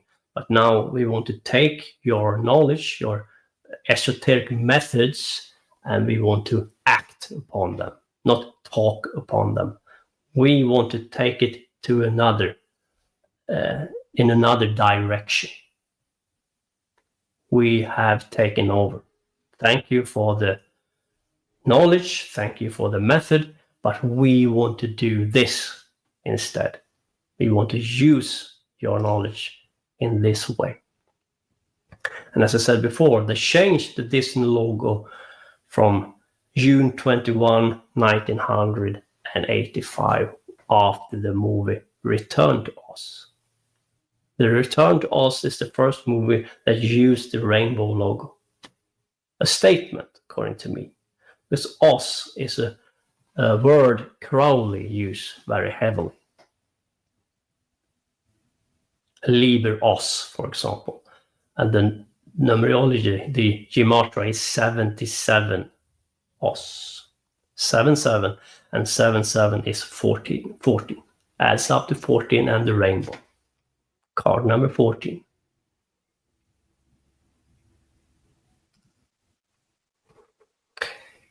In the Aeon of Isis, the focus was nature. In the Aeon of Osiris, the focus was God. And now, in the Aeon of Horus, the focus is man, the individual. But what man?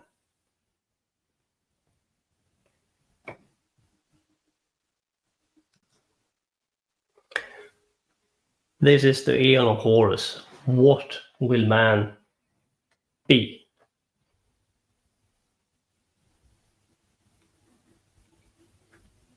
Who owns the narrative?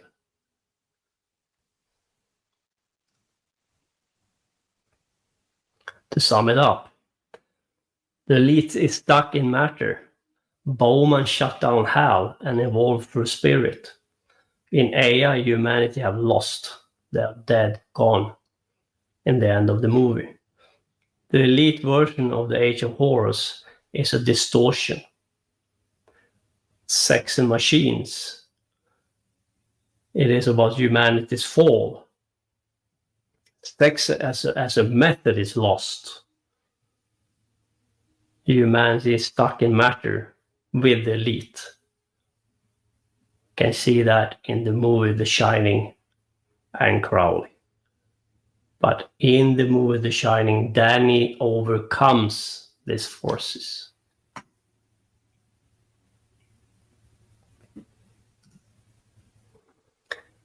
Part 7, the sex machine. And we go back to the movie Matrix, and a very interesting connection here. In the movie, they talk about the first prototype Matrix. It was the Paradise Matrix. The first Matrix Beta, also informally referred to as the Paradise Matrix, was designed to be a perfect human world. It was designed as a utopian realm where one's desire would manifest. However, many human minds did not accept the programming. Agent Smith says, no one would accept the programming. Entire crops were lost. Crops meaning farming. And that's a good thing, because we don't want to live in an illusion paradise, because nothing will transform from there. Everything will come to a standstill. Lucky for us, in the Bible, the snake comes on the tree, tempting Eve to eat the forbidden fruit. Because in that paradise, nothing happened. Humanity had come to standstill. A fall needs to happen. Of course, the tree is also an allusion to the tree of life and the tree of death. The cliphotic tree and the serpent is the Kundalini serpent, the Kundalini chakra, and the possibility to ignite the Kundalini chakra system. to pierce through the veil, to see through the illusion. The first woman was not Eve, but Lilith. But Adam rejected Lilith because Lilith didn't want to be passive when we come to sex. She wanted to be on top, because when you have your back up straight and you use sexual magic, you ignite the Kundalini, the chakra system. You can, if you use sex as a method, not only to have children, but you can use it to penetrate the illusion and to transform. But then you need to have another idea of what sex can be used for. It can activate your DNA. You can take back what's yours, the 22 strands of dormant DNA, what scientists call junk DNA. It's not junk DNA. Shut down for the moment, but not forever. We had the modern Matrix came about, and in the movie Matrix, it was between 1980 and 2025. Lo and behold, it's today. It's this year. But does it mean? Does it mean that Matrix will end this year? I was enjoying you, David. I enjoyed it. So we have this golem god. The watch is called Jehovah, Enlil, the golem god. But the golem god, and according to Joseph P4L, you can view demons, angels, gods as plasma. And plasma, not all plasma is intelligent. Most plasma is just dormant. But some gain some intelligence and gain some life, and then they start to grow. And they can become a living force. And he argued that maybe that is the angels, that is the demons, and maybe the gods. And I would argue that this golem god, Jehovah, Enlil, is a combination of plasma and of Fildix Valis. So you have an artificial technology component attached to the golem god, the Demiurge.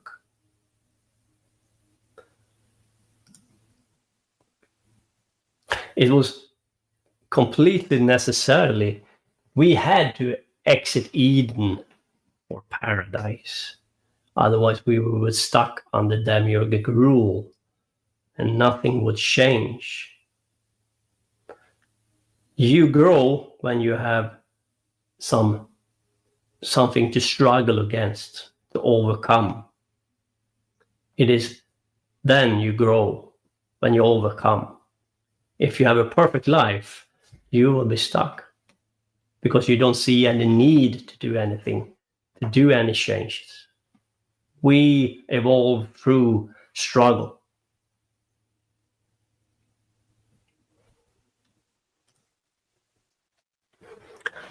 Sum it up, and combination to Kubrick. In AI, artificial life forms start to take over. Yeah, the androids start to become more and more prevalent in our lives. Under the influence of the qliphothic, the astral plane. And Tagiron 666111, the mental plane. All these forces start to work on humanity in the movie AI.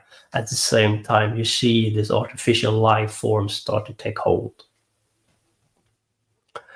Humanity is passive, seeking sex and pleasure, not sex as a method to transform, but as a means to have pleasure, not even producing children anymore.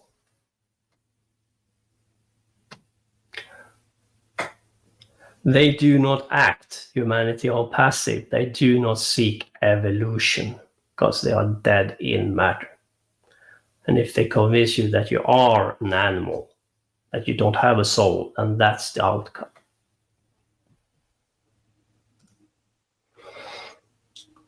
Part 8, the age of Saturn.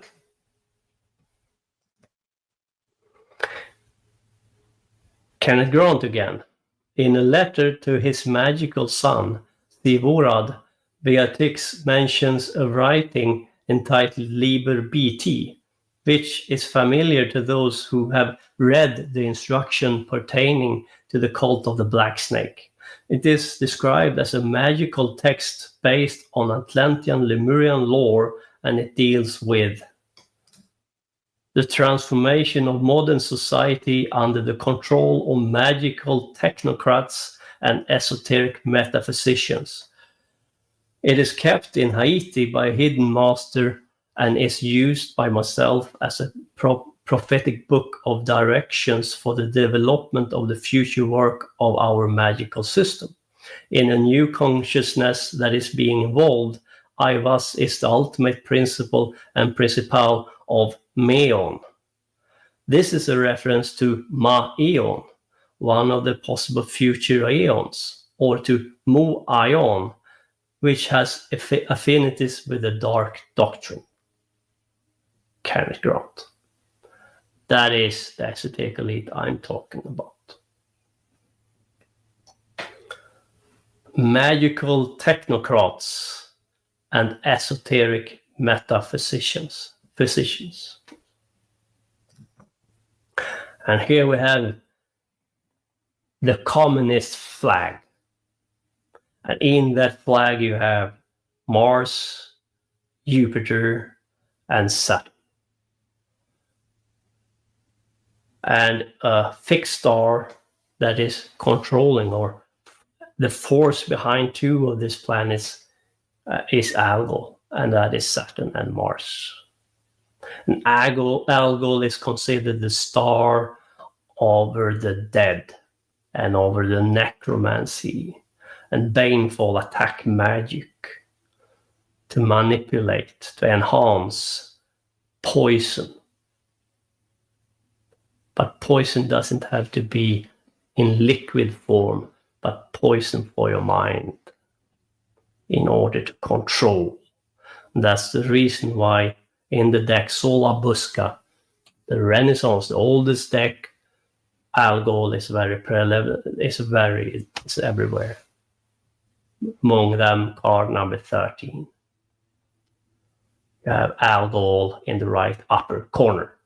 And the purpose for this deck was to control the masses, to keep control in this esoteric elite family of Venice. That's the purpose of the deck. It is about control.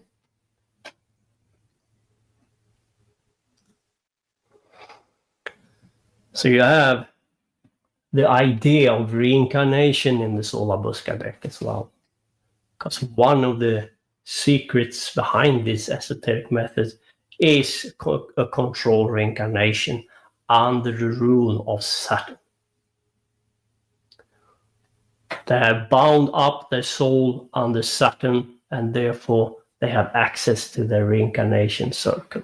Therefore, they can trace their soul back to the same blood family and continue the agenda.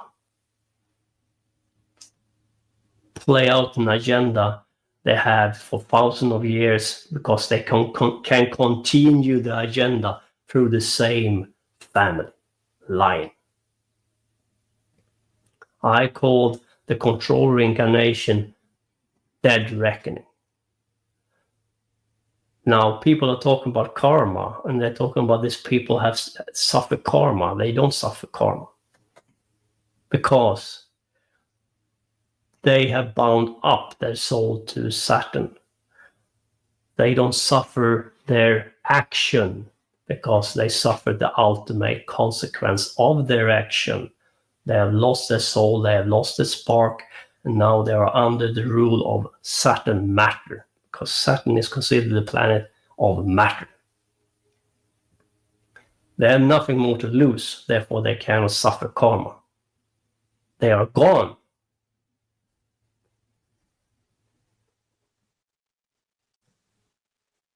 To sum it up, Kubrick, we will end up under Saturn rule if we don't transform, because that is what they want.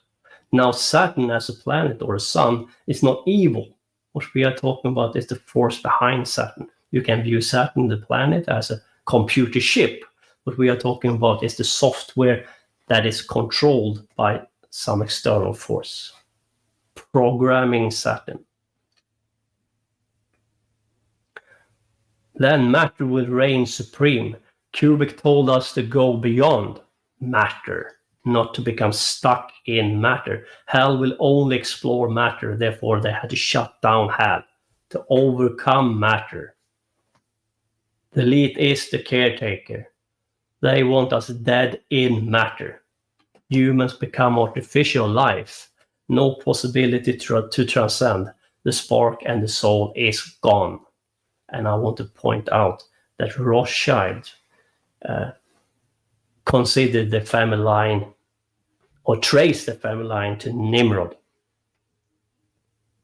And Nimrod is the god, but I think he was an elite priest class under Ninurta, meaning Saturn. Therefore, Rothschild traced his family line to an elite priest class under Saturn since 2,600 years. No, sorry, 3,800 years back. Oh. That is what they are saying, not me. And they paid Karl Marx to create the crap philosophy Marxism, to control you in matter. Because they don't believe in Marxism at all themselves. It is about what they can make you believe in. It's the choice, it's the method of choice to control you they are talking about. Not what they believe in. Not what they themselves believe.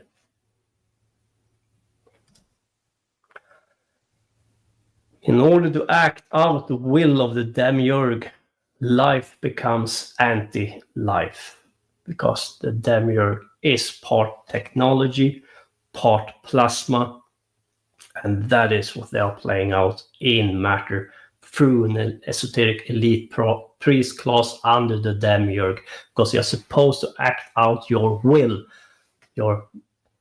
the god of choosing, the will of the god you have chosen to serve in matter.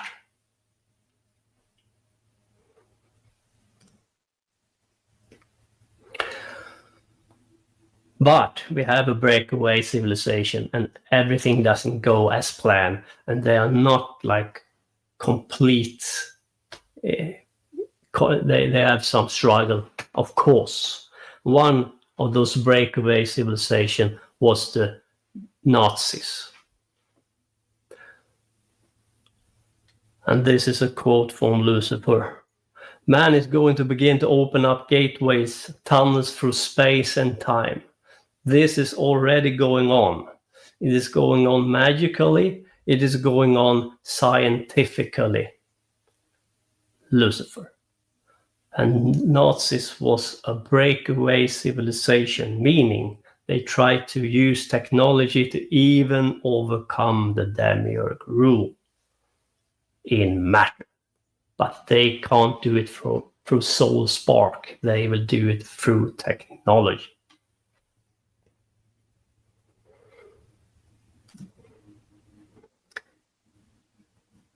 Electric Sheep, Part 9. Yeah, David, let me interrupt. I don't know if you want to wrap it up or go a little longer. Looks like you got a lot more. And your voice is starting to crack. Isn't that I can go on for a little bit longer. Okay. If one more part and then we are at the prologue, or we are at the grave. Yeah. We can just do the rest later this month or early July, no problem.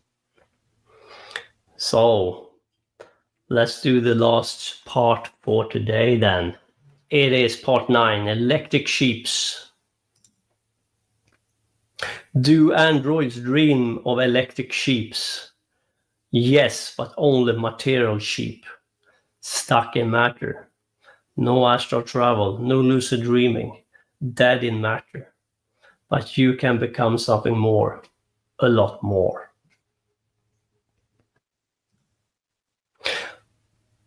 David, the android, ended up in Arab-Sarak, the dark side of Venus. He cannot proceed, he cannot transform and go further. He is stuck. And I would argue even stuck in matter. He cannot even go over to the astral. But what Kubrick is trying to tell you is that these androids cannot reach the mental plane and probably not the astral. We live in a kind of an artificial reality, and there are artificial constructs on the moon. I think the artificial constructs on the moon and on Saturn's moon, Aeon, is part of what Phil Dick called Valis, and part of the Demiurgic matrix. Demiurgic controlled matrix. HAL means a simulation. HAL is there to take them around in the simulation, to take them on a detour ad infinitum. They have to shut him down. They have to go within. You have to shut down this technology and go within. Your body is your temple. The late Phil Dick, Alan Greenfield writes, the late Phil Dick in his last Gnostic allegorical fiction eventually settled on the name Valis, or vast active living intelligence system for this being, or Demiurge. He wrestled through his literary career and secret life as a Christian Gnostic philosopher with whatever Valis was, a benevolent, if machine-like deity of sort, or an insane extraterrestrial supercomputer. I say both.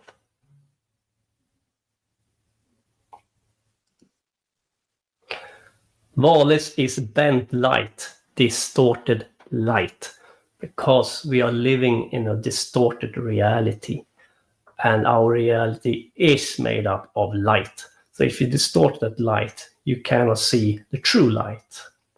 You see a distorted, bent perspective of reality.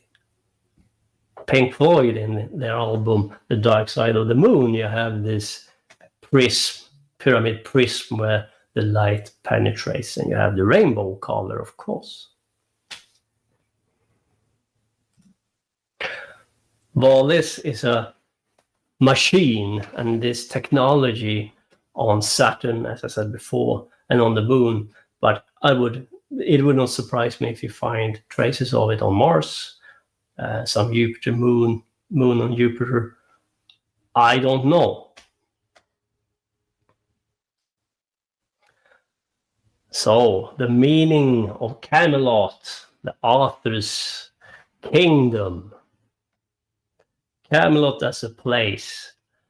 And this is AI talking here. You can use everything against them, can't you? Camelot as a place. Mythical Camelot. In Arthurian legend, Camelot is a legendary castle and seat of King Arthur's court. It is a symbol of the ideal kingdom, chivalry, and a vibrant, prosperous society. That's one meaning of the word Camelot. Another is Camelot as a system, Camelot wheel. In the context of music, Camelot refers to the Camelot wheel, a system that helps DJs navigate different musical keys and mix smoothly. Is based on the circle of fifths. Remember number 5. Very important. 3.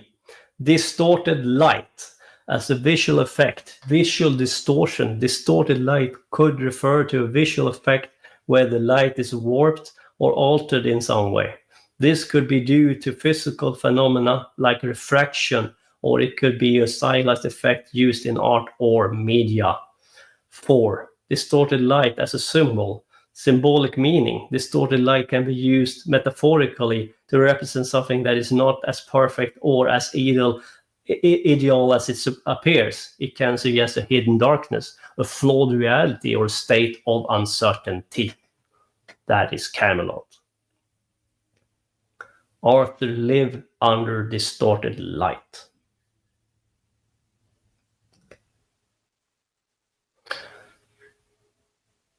Back to Cary Grant. Religious enthusiasm induced by total devotion to the absolute conceived under the form of a personal deity. The resolution obsession leads to a transcendence of the individuality and taps cosmic energy. The devotee is caught up into the heaven of his God. What if that God is the Demiurge? The heaven will be in Saturn, and the result will be his will on earth. As in heaven, so on earth. The Demiurgic artificial life force to control all life in matter. Artificial intelligence. The movie.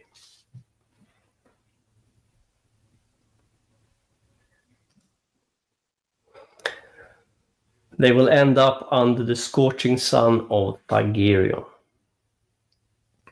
Will not be able to transcend. To sum it up, and in combination to Kubrick's work, humanity have to make a choice. Evolution starts with technology. Evolution is not only physical. Evolution is through spirit and spark. And I want to emphasize that evolution starts with technology. We need technology. We need to go what we are now. It is now we can understand what soul is. This is a necessary process where you start to waken up from the machine through technology. But now we have to take the last step through spirit to overcome the machine. The circle will not stop. We have to overcome them. That means transformation through darkness because the light is distorted. Let us go back to the womb of flesh. Let's go back to Lilith's womb or Hecate's womb. We can do better than electric sheeps. Now we have to become the warrior. To overcome the demiurgic matrix is to overcome the astral plane. One method is to awaken the fire snake, magically controlled sexual activity of which the Kundalini is the immediate object. This is a dangerous method and demands a high grade of initiation in the practitioner, as the Kularanava Tantra declares. One reaches heaven by the very things which may lead to hell.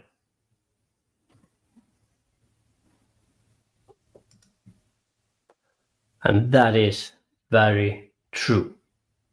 Because you have to pierce the rainbow, you have to overcome these forces, transform yourself through these forces.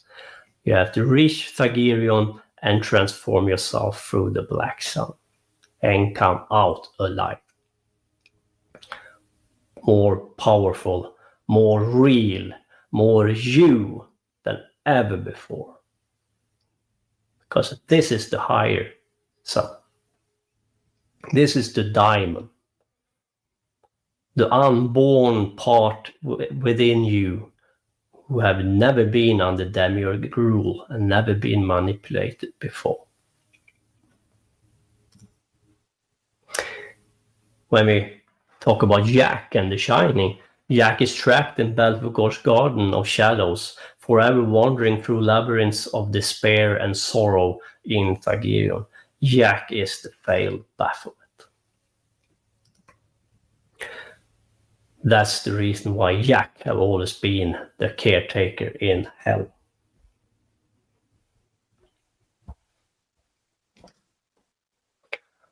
And now, my beloved ladies and gentlemen, we have come to the Grail in your hand. And this is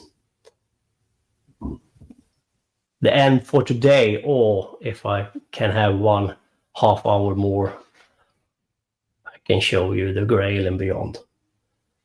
Yeah, if you can handle another half hour, sure. Let's do it then. All right. Hopefully it won't start sounding like Kermit the Frog or... All right, my beloved warriors, let's find the Grail. Part 10. The Grail in your hand.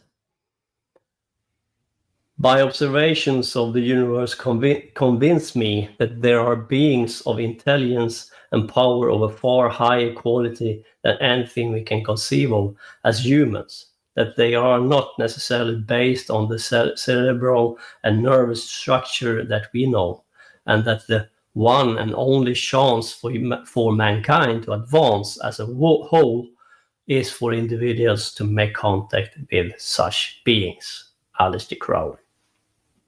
Agree with him 100%. This is about your DNA to activate and awaken your dormant DNA. So let's become the warrior. Let's find the Grail and let's drink out of it.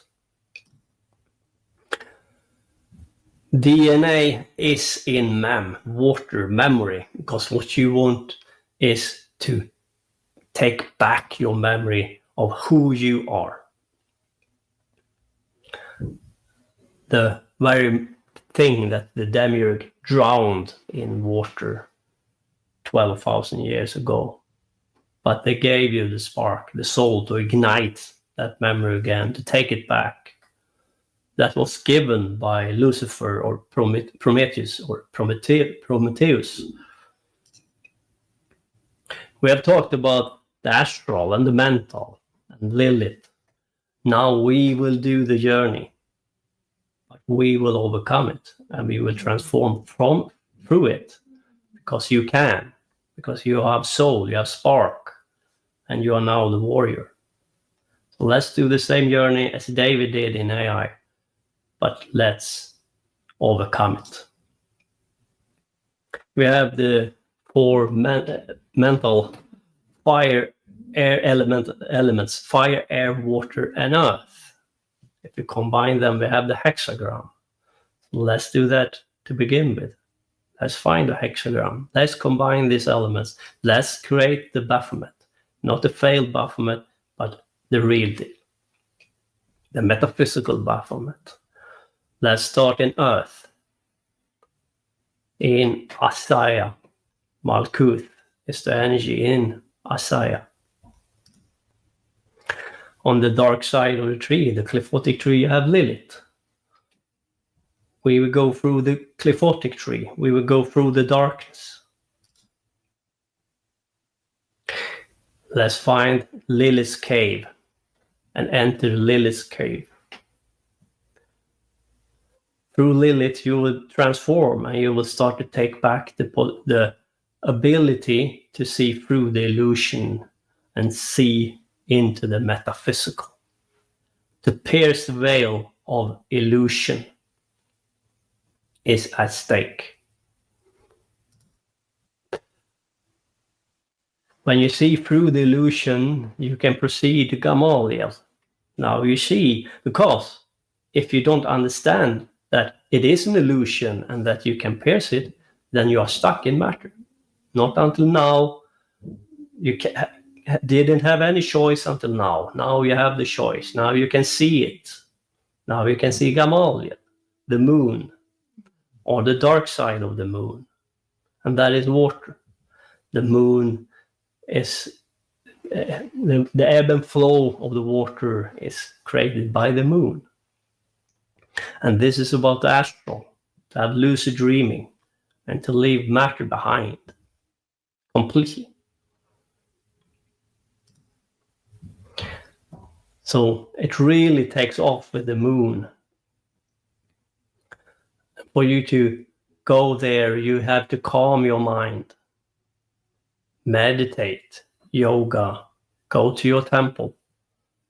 Through your physical temple, you go through your body, your temple in flesh, and you transform it to heighten up your senses. Or change your senses so you can feel the energy from the cliphotic tree. Well, from the water comes the lady of the lake, rising up with the sword. And the sword is about air, logic, mind. But first you have to calm your mind. In order to come here, you have to calm your mind. You cannot use logic, rational thinking.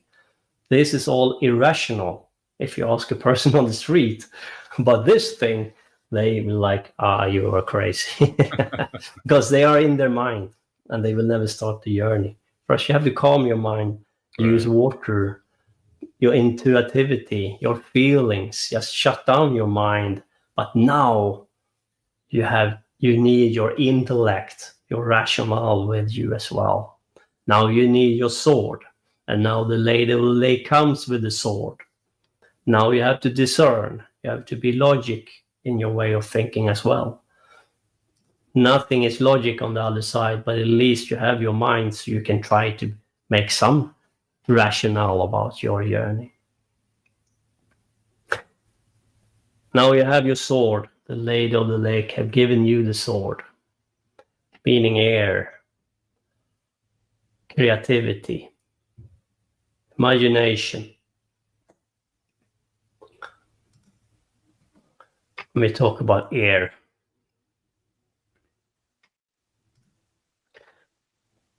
we can walk on air or water.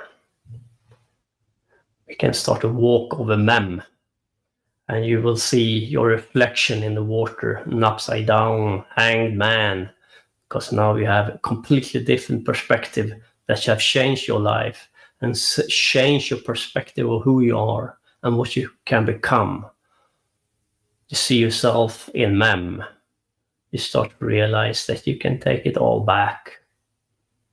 Your gaze start to penetrate the material, and you can see far into the metaphysical. What is possible? A new perspective. An upside down perspective. An upside down means correct in this circumstance. Now we have the force and the willpower to enter Samuel, the poison of God.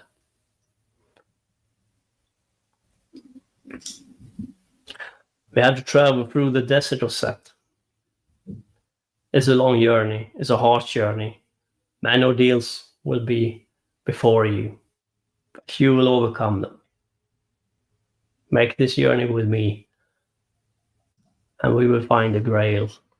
This is Taru Atu 20 Judgment, and that card is about that path is about Pluto and Vulcan, meaning Hades.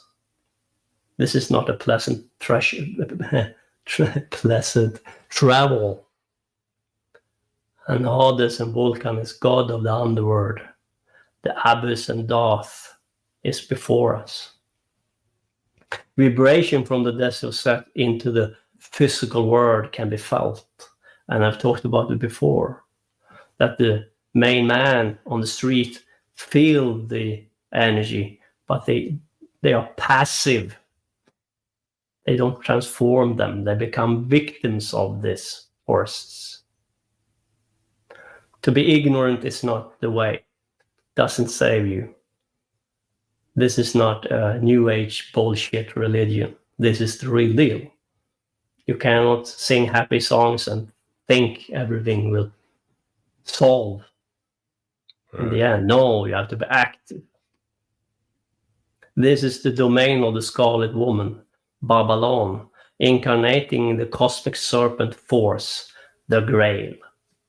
And in that card number 11, in Crown of the deck, a woman is riding a beast, 666, and she holds up the cup, the Grail, over her head.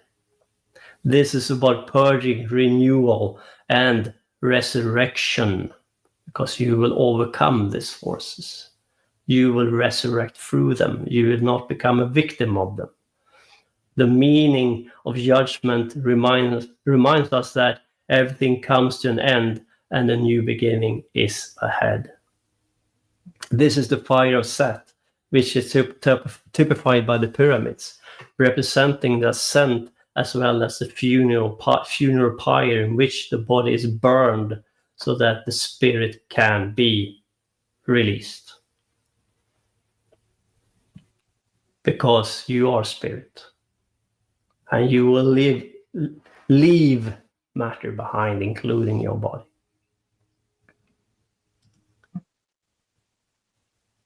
Now I have to talk about Alan Greenfield's secret cipher a little bit. The secret cipher is based on the number 11, and it was derived from the Book of the Law. So Alan Greenfield found the cipher in the Book of the Law, Aleister Crowley's main book, and he created a new gematria through that cipher, and that cipher was based on the number 11. The secret cipher of the UFOnaut, he called it. If you type in the name Samael, you get the number 55 or 55.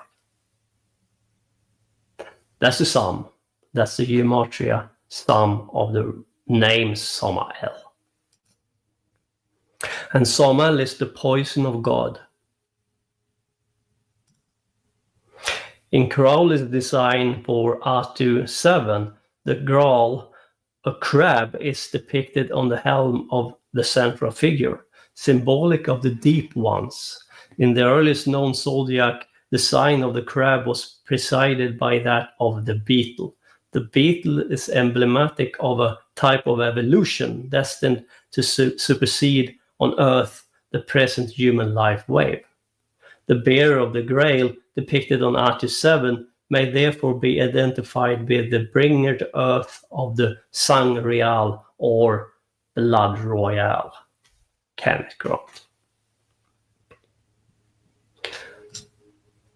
The beetle or crab is therefore the link between the earliest manifestation of the Typhonian current and its final phase. Note that all three are insectival, for the crab is a kind of water beetle, or considered as such in occult lore. These phases constitute a link of a chain which precedes, includes, and then transcends a human component. Kenneth Grant. So the deep ones, the Typhonian current, we go back to Atlantean times with its gods, right? These are our old gods. And the beetle is attributed to Sirius, and it is the Sirius current we are after. This chain precedes, includes, and then transcends the human component. And we are talking about water, memory, language, nations, and in the end, your DNA.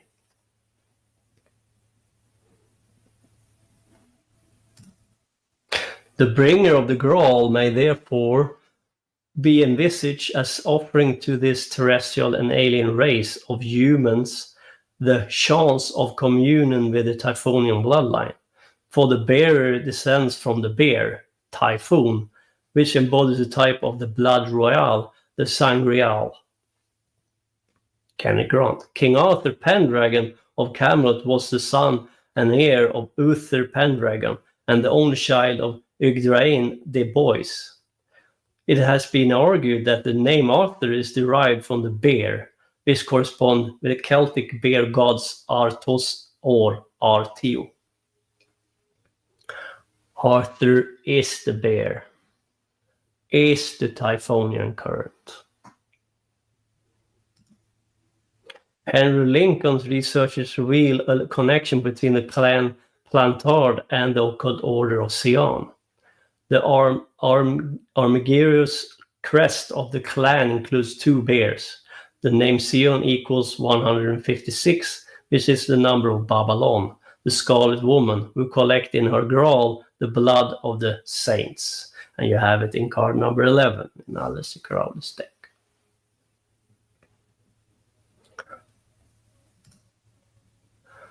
14 denotes the door or gateway. 14, 1 plus 4 equals 5, the number of the old ones, and the basis of their Kabbalah. Is also the number of woman, the cup. and you have the pentagram, and you have Venus, you have Sarak, the dark side of Netzach, the cup. And you have the doorway, and of course card number 14, art, and the rainbow comes up. The doorway to the mental plane, to open up to Thagirion, Sirius, and to reach Arab-Sarak and beyond, of course. And now we are at Arab-Sarak. Samuel, the poison of God, and the Holy Grail. 806, the number of Thoth or Tahuti, who as Seth is the son of Typhon, the second bear. 806 also denotes the Empusa, whose emblem is the Calyx Horroris, the cup of horror, Canicron. The cup of horror, Samuel, the poison of God, is not like the Holy Grail, but it is the Grail nonetheless. Samuel, the poison of God, and the Holy Grail, and you have the Grail in front of you right now. 55, 55. Pentagram, pentagram. And when you mirror the fives, you have the Grail cup.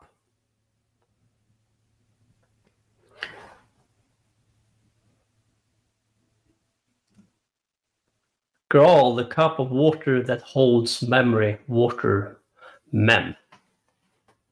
A process of magical remembering. The territory of the astral light is known in Theosophical circle as the Akashic records. It is the auric field of the cosmic archetype of memory on a lower level plane of emanation, and contains the knowledge and wisdom of human, planetary, and stellar history. The Akashic record holds all the keys to the wisdom of occult knowledge, and it is the aim of the adept to develop the rhythm of the Hierophant so that they may make contact with the Akasha, meaning water and the Grail. To take back your memory of who you are from the cup or the Grail. According to the Orphic cosmogony, the Muses were the daughters of Zeus, and Mnemosyne, remembrance, memory, arising from the celestial sphere. They represent the embodiment or vehicle by which gnosis is transmitted from the Akashic records. That is to say, that the Muses were the power of remembrance and reminiscence of knowledge previously enjoyed by the soul in the past births. The magical function of remembering enables the adept to witness the tidal magical radiations which lie behind the glamours, Leela or Maya, the shadow division or veiling of cosmic consciousness in nature. Meaning, when you take back your memory, ignite your DNA, you will see through this illusion and you will see who you really are. Through the water in the Grail, because water is memory. Once again, I will hammer home the meaning of Camelot. Camelot as a place, Camelot as a system, and we talked about this musical keys and mixed smoothly is based on the circle of fifths. Because music, sound, vibration can shake you into life again. Distorted light as a visual effect, distorted light as a symbol, symbolic meaning. Distorted light can be used metaphorically to represent something that is not as perfect or as ideal as it appears. It can suggest a hidden darkness, a flawed reality, or a state of uncertainty, and that light has to go. And you have to take it back. And you do it through darkness, because darkness is absent of distorted light. And you will see through the matrix. And you will take back your diamond, your highest self. The part in you who had never been born inside the matrix. In A Space Odyssey 2001, and this is the reason why I talked about the Grail. Stanley Kubrick show you the Grail, because Bowman, before he see through the illusion, take a sip out of the Grail.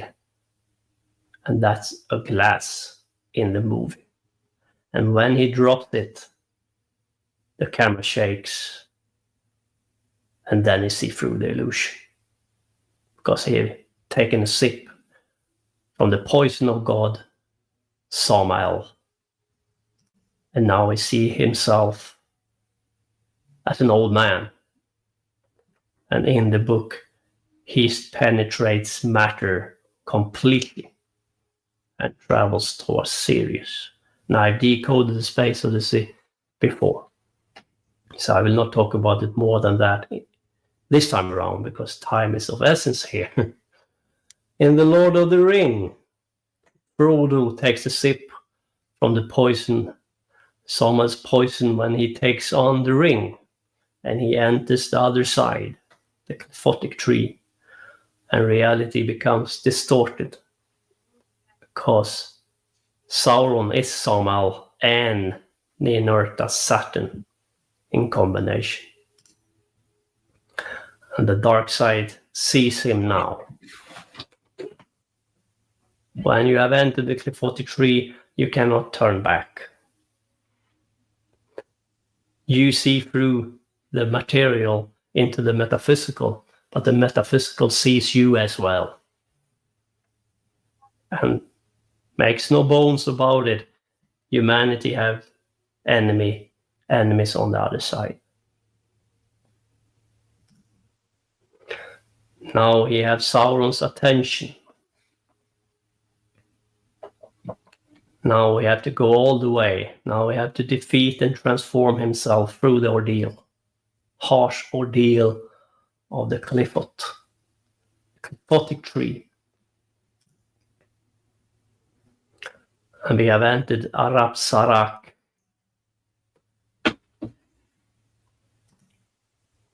And the dark side of Venus. And this is about war, love, and sexual magic. To use sex to overcome urges, primitive urges, for a higher purpose. Through war, willpower, and strife.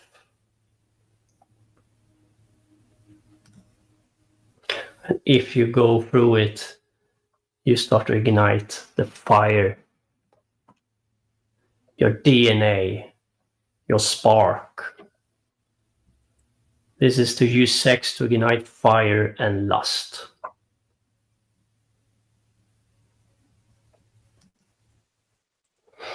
Part 11, Firewalk with me.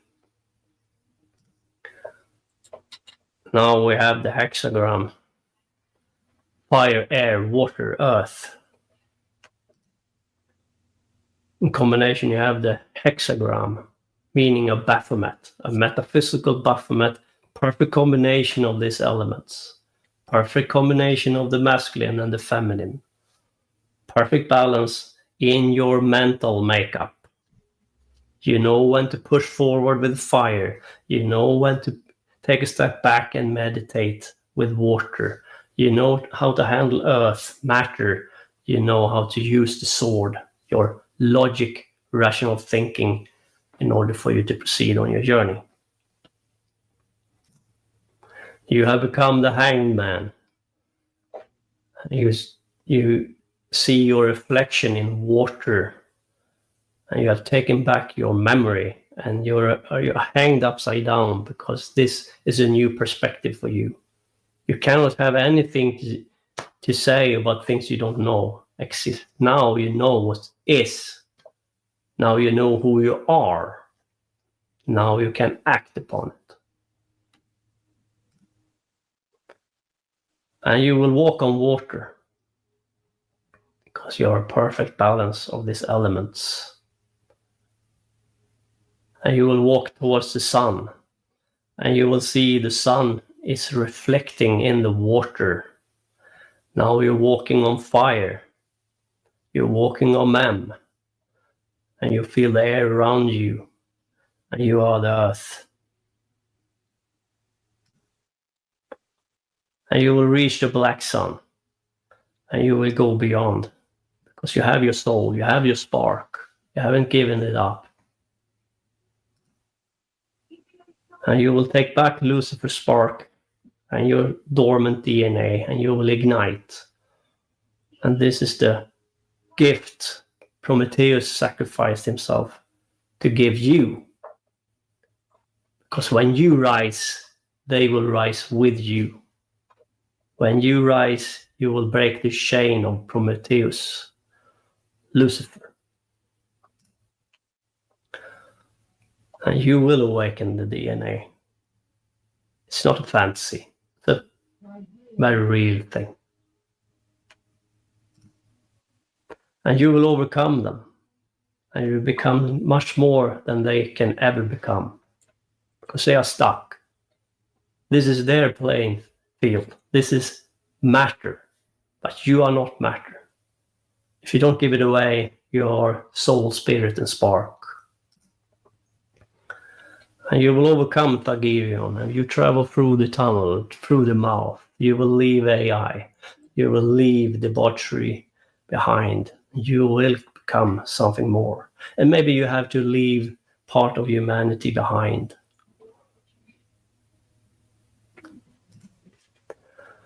And you will run through the labyrinth, as Danny did. And you will see Jack freeze to death in the snow. And some people will decide that they want to leave and go back to source.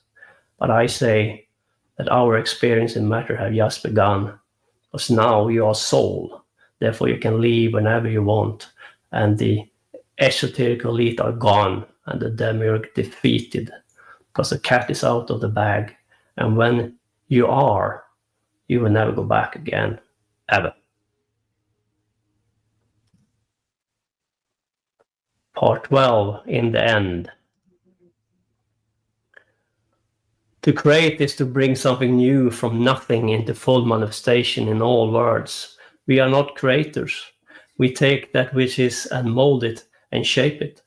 This is where the union and communion with man and woman becomes necessary. For you are creators. Your minds, your knowledge, your insights can lead you to understand or to imagine things that have yet to be brought into manifestation. Lucifer, Prometheus, or Prometheus. Yeah. The sound silence return the extracted potential of human DNA to the one song of silence. This is the song of Lucifer himself. When one reverses the flow of energy from Kether to Malkuth through the gateway of shadow leading to Nama up to Thaumiel, this song can be experienced.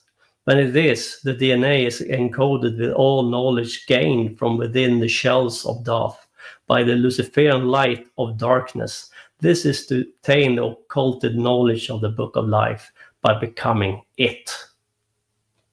Belial. And it comes from the heart. You cannot pierce the veil, the cliphotic tree, with logic and mind only. And therefore the esoteric elite are stuck, because that's the safe switch. Because they don't want them higher than the astral. Yes, they can hijack the astral through technology, but they cannot overcome it. They will try, and you will see it. but you have your heart, you have your spark, you have your soul still. And I suggest that you use it, because there are forces who want to take it all from you. And finally, you will set us free, the watchers, and we will walk with you again. Thank you. And it was a long one. You made it. Yes, indeed. Whew. We made it, but it was awesome. Appreciate your work and the extra work you did because of the tech archon. So, yeah, I'm still soaking it up. Vince, any question or super chats on your end?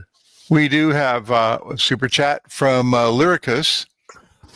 He wanted to know, David, what you think of the implications of the Leviathan in the Bible compared to the older stories of the sea serpent or chaos.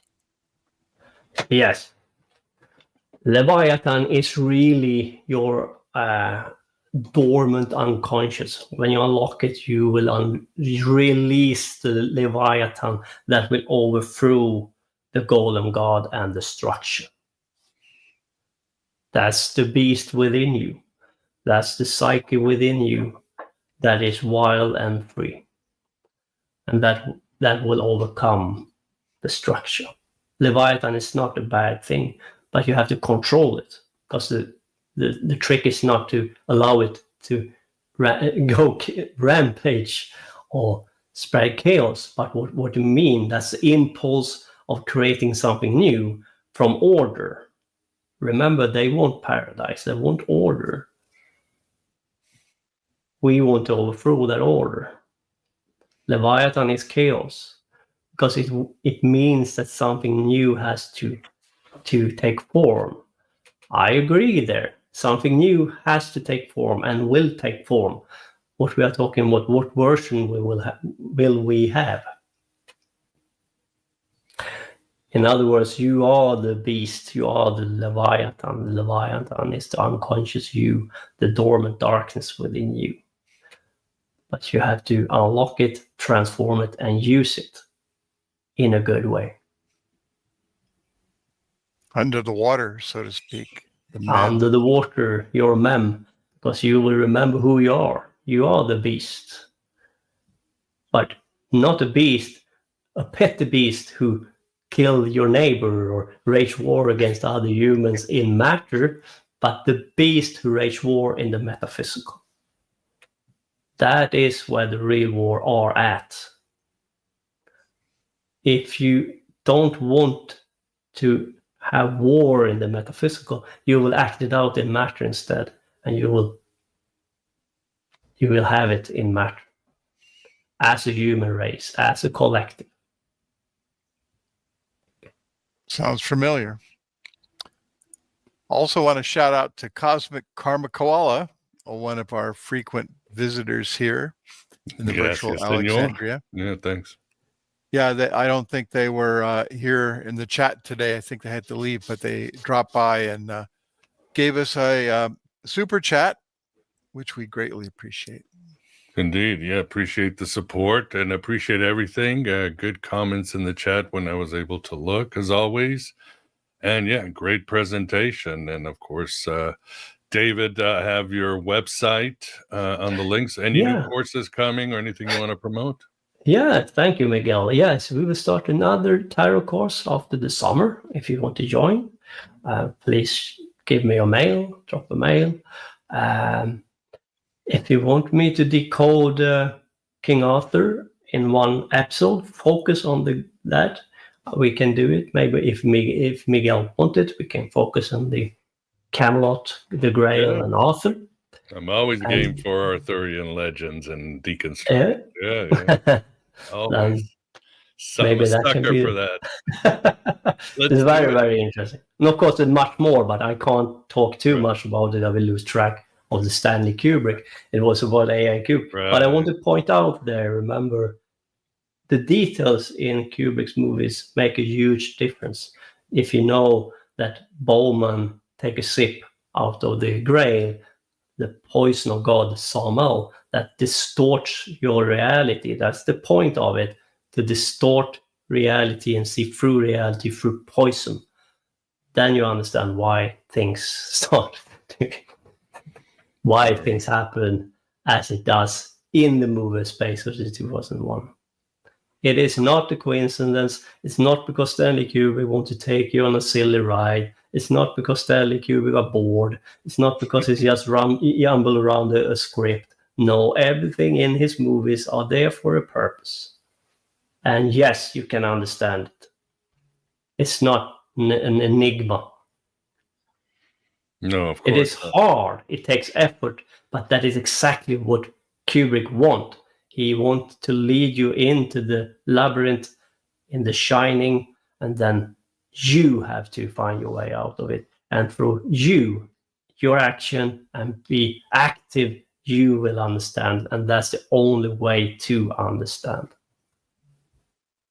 Makes sense. I just saw this one pop up. Thank you, Mr. Mike Frank, for your support. Appreciate it. Yeah, awesome. Yeah, so we will redouble back. We'll talk about the King. We'll talk about King Arthur, and you can let me know about Elvis since you just got the book. Yeah, and that's it. Yeah, check out David's work. Yeah, of course, please support Aeon Byte. As mentioned, that glitch, that horrible glitch with my podcast provider, it's similar to that of Rockfin. Well, Rockfin just booted me out with so many and took hundreds of dollars in crypto. This one's like thousands of dollars I've got to figure out. So please support Aeon Byte. Definitely check out David's work. It's all good. Next week, we will have some great shows. Dr. David Litwell will join us to really delve into the concept of Gnosis.